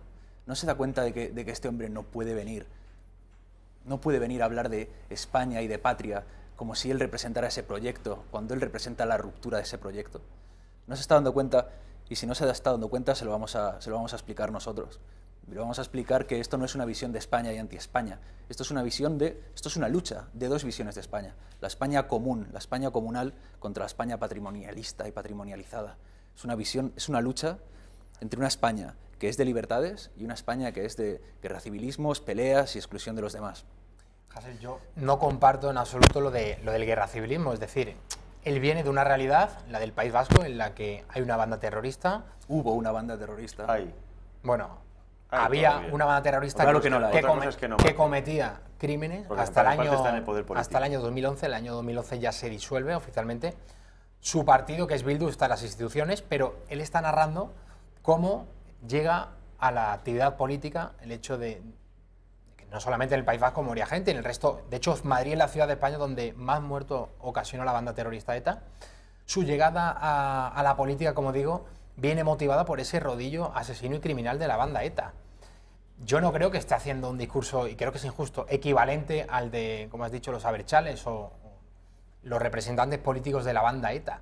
No creo que defender la unidad de España y el ir contra quienes han auspiciado, y no solamente quienes disparaban y quienes cometían esos atentados, sino quienes desde el Parlamento Vasco, desde el Parlamento Nacional, aquí en Madrid, pues de alguna manera legitimaban esas muertes y sobre todo los objetivos, los fines políticos que eran los de separar al País Vasco del resto de España. Vamos a seguir con nuestro debate. Ponemos punto y final si tenemos que volver. Rosa Cuerva, nuestra compañera que está en el Hotel Intercontinental, si nos pide paso seguro que volvemos a esa presentación del libro España vertebrada, Fernando Sánchez Dragó, conversaciones y diálogo con Santiago Abascal. Nuestro debate acerca de, bueno, lo habíamos dejado en Íñigo Errejón, ese escrache que sufría en el barrio madrileño de Hortaleza. Vamos a ver la segunda parte del vídeo y seguimos debatiendo si Podemos ha abandonado a la clase trabajadora, como le decían esos jóvenes madrileños al líder de Más Madrid. Lo que estoy diciendo es que venís aquí dando una imagen de que estáis haciendo algo y la juventud obrera sigue igual. Nuestros institutos se caen a cachos. La juventud sigue sumiéndose en las drogas. Tenemos una juventud totalmente alienada que no... ¿Y qué propones, compa? Estamos Política real. Política Salir por la tele... Es muy sencillo. ¿A ti te parece que nuestra vía de lucha no sirve para nada? ¿Te parece que la tuya sirve más? No, a mí me parece Perfecto. que vosotros sois unos oportunistas porque la realidad es lo que habéis todos los obreros. Es que los obreros votan a Vox por algo. No, si no la me da izquierda ganas, del que no votan a cambio, Vox, la que izquierda no del me da. cambio. Os lucráis a base de la miseria de los trabajadores. Es lo único que hacéis. Es lo único que hacéis. Lucraros a base de la miseria de los trabajadores. No hacéis nada más. Que te oigo guay. Es una garrapata. Escúchame, te oigo de puta madre. ¡Fuera de obreros de los barrios de Madrid! ¡Fuera de obreros de los barrios de Madrid!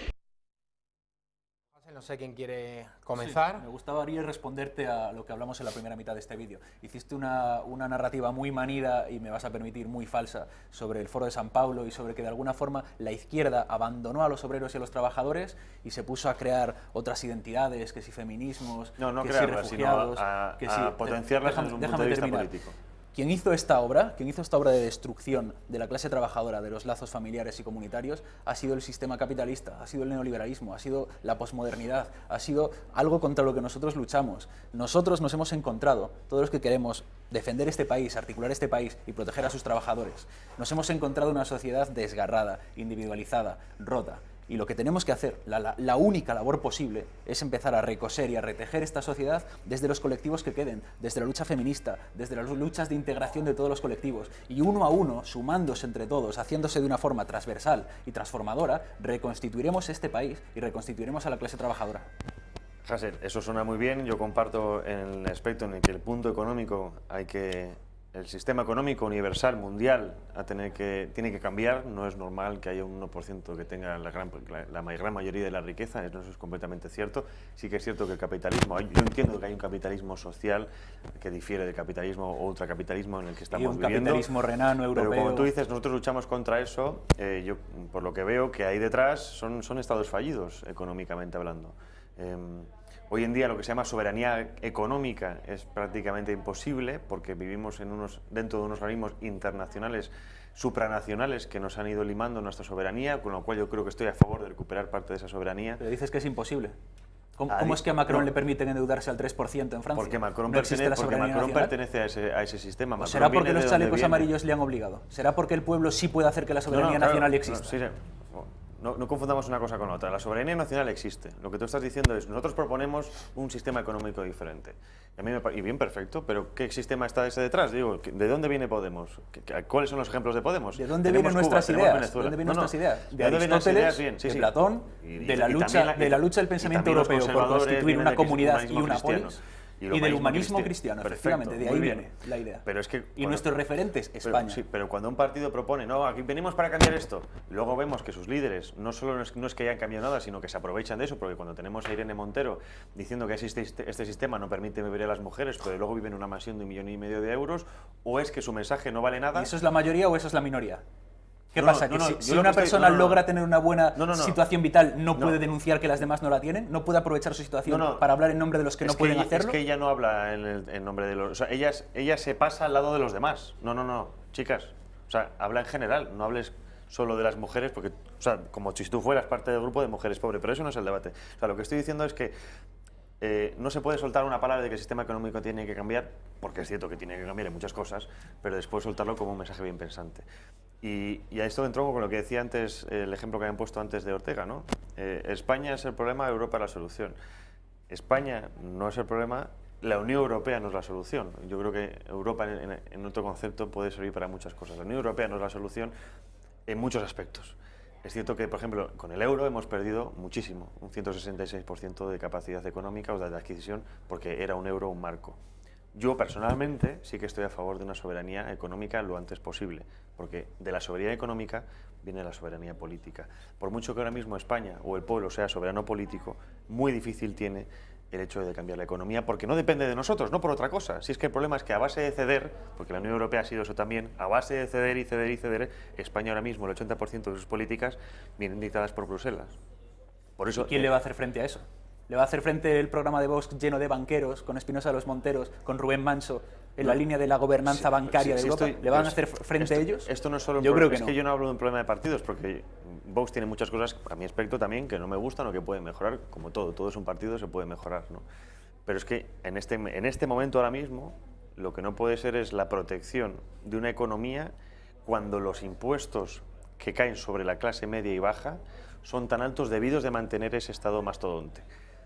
Puede aumentarse las ayudas sociales económicamente si reducimos por el otro lado, pero es que la izquierda estatalista, por definición, lo que hace es engordar y engordar y engordar. No sé a quién aludes por izquierda. En nuestro caso hemos reducido los costes y la deuda allá donde gobernamos. Sí. Siguiente tema, feminismo. Antes de que pasemos a este bloque, lo habéis aludido, la casa de Pablo Iglesias. Yo te quería preguntar, Hasél, ¿en qué porcentaje crees que una decisión personal y legítima, sin duda, si uno ha ganado dinero de manera honrada, se puede comprar lo que quiera, ¿no? Una casa grande, pequeña, esto, por supuesto, que no es el objeto de debate, pero el hecho de haber llegado a la política arremetiendo contra la casta permanentemente, hay que ver esas casas, los áticos donde viven los ricos, del PP, del PSOE, etcétera. Pablo Iglesias ha hecho en 4 años el camino que Felipe González hizo en 30. Cuando hablaba Felipe González con Guerra de los descamisados, y 30 años después lo veíamos en el ático de la calle Velázquez y diseñando joyas y la proa tomando el sol de un espectacular yate. Pablo Iglesias ese recorrido lo ha hecho en mucho menos tiempo. Entonces, yo te quería preguntar si crees que esto le está pasando factura negativamente a Podemos, si está perdiendo votos por esta cuestión. Hay quien intenta que sí. Hay quien intenta hacer ver que una familia, y mira que a mí no me gusta hablar de personas porque creo que servimos a unas ideas más importantes que las personas, pero hay quien dice que una familia, con el dinero que se ha ganado honradamente y está declarado, se endeude de por vida, con una hipoteca de por vida, para tener una casa en la que tener una familia extensa, hacernos creer que eso de alguna forma es casta, como el discurso que hemos oído hace un momento de que la culpa del Estado y la deuda es pues lo de siempre, que el fontanero paga en negro, que la cajera no sé qué. Eso no lo he dicho. Hacernos, es la misma retórica de que la culpa del Estado son las ayuditas de la gente. No, eso no lo he dicho en absoluto. Es exactamente esa retórica, la retórica de que bajando impuestos de esa forma el Estado se alivia, cuando el problema del Estado no son ni los impuestos de la gente ni las ayudas de la gente, sino estos 60.000 millones de euros que la banca no devuelve, estas ayudas que se pierden en banca, políticos, en unas estructuras a las que vosotros servís. ¿Cómo? Como las ayudas a la ideología de género, por ejemplo, o a la violencia de género. No existen ayudas a la ideología de género, que es una ayuda a la violencia de género, por ejemplo, en Andalucía, de los ayudas a las víctimas, claro que sí. De los 48 millones que se dan, solo 2,8 llegan a las víctimas. Ideal, y ahí estaremos nosotros defendiendo que todo llegue a las víctimas, y vosotros defendiendo que se quite. Este es el ejemplo perfecto. Todo ese dinero, el 90 y tanto % que se queda en el camino hacia las víctimas, es el ejemplo perfecto de por qué el Estado no funciona. Porque el Estado se encarga de crear pantallas, asociaciones paralelas, de hecho está en la ley de violencia de género, el favorecer el asociacionismo, para dar dinero a la gente. Es decir, al fin y al cabo, la izquierda, y esto pasa con el comunismo, y la izquierda actual es igual, necesita gente que se muera de hambre, no, entiéndeme la metáfora, gente que necesite del dinero de las subvenciones públicas, porque si tú vives de la subvención pública, eres una boca alimentada que vas a votar al partido que te dé la subvención. ¿Qué barbaridad es esa? ¿Qué discurso es ese de que ayudar a los pobres es financiar a los pobres? No mezquemos, no, era una metáfora. Estoy hablando no es una metáfora. Estoy hablando, por ejemplo, ahora mismo de la ley de violencia de género. Espera, violencia de género. Todas esas asociaciones no van a votar a ningún otro partido que no sea el PSOE o aquellos que les aseguren que las subvenciones las van a seguir cobrando. El problema en este país, por ejemplo, es que cuando tú vas a un colegio y más del 50% de los niños te dicen que quieren ser funcionarios, tenemos un problema. Son libres de elegirlo, por supuesto, pero tenemos un problema porque no hay jóvenes emprendedores. La gente no quiere emprender, la gente no quiere crear riqueza, quiere vivir cómodamente del Estado. Nos estamos quedando sin tiempo, nos quedan 6 minutos para llegar al final del programa. Muchos temas que aún abordar, pero es que nos tenemos que ir a publicidad. Nos vamos a la publicidad y volvemos enseguida.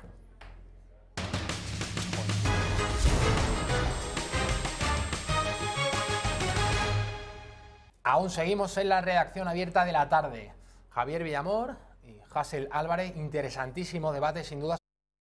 Han quedado fuera en el tintero un montón de asuntos. La inmigración, la islamización de Europa, el feminismo, sobre lo que ocurrió en Vox con la salida de Fernando Paz, muchos asuntos que el miércoles que viene, a las 7 de la tarde, a la misma hora que se han incorporado estos dos periodistas politólogos, vamos a continuar con este debate. A Hasél le quiero plantear una pregunta, tienes que ser muy rápido para responderla. La izquierda en general, europea y también española, en el caso de Podemos, defiende la inmigración masiva, también la inmigración ilegal. ¿Esto no va en detrimento de la clase obrera autóctona? Yo nunca he escuchado a nadie de los nuestros defender ni la inmigración masiva ni la inmigración ilegal. Hemos escuchado, cualquiera que nos ha oído sabe que defendemos los derechos humanos y un proceso humanitario para la inmigración. Y sabe que defendemos que la inmigración no es un arma económica ni a favor ni en contra de los trabajadores. Javier Villamor, muy rápido. Está claro que a mayor inmigración, mayor detrimento, o digamos, de la capacidad económica del país, de la sociedad, para mantener a los propios habitantes. Está claro que la inmigración interesa a una izquierda, porque al fin y al cabo, cuando entren dentro de unos años, van a ser votantes, como por ejemplo pasa con el Partido Demócrata en Estados Unidos. Y está claro que la inmigración es necesaria, una inmigración regulada y de culturas semejantes o fáciles de asimilar por la española. España, como decía Ortega, Javier Ortega, no puede ser... No cabe el mundo entero en España, entonces tenemos que poder elegir, porque eso es parte de nuestra soberanía, quién entra en nuestro país, porque un país es una casa. Javier Villamor, periodista, Hasél Álvarez, politólogo, de verdad, muchísimas gracias a los dos. A vosotros. El debate, bueno, yo creo que hemos sido fieles cuando hemos prometido que iba a ser un debate de ideas, sin fango, con educación, cada uno defendiendo sus posturas. El miércoles próximo a las 7 de la tarde va a continuar este debate. Le vamos a dejar ahora con Pulso Económico con Xavier Horcajo. Recuerden, volvemos mañana a las 6 de la tarde. Si están hartos de la corrección política, este es su programa. Y recuerden también que a partir de las 8:30, Telediario con Alba Vilaraje. Hasta mañana.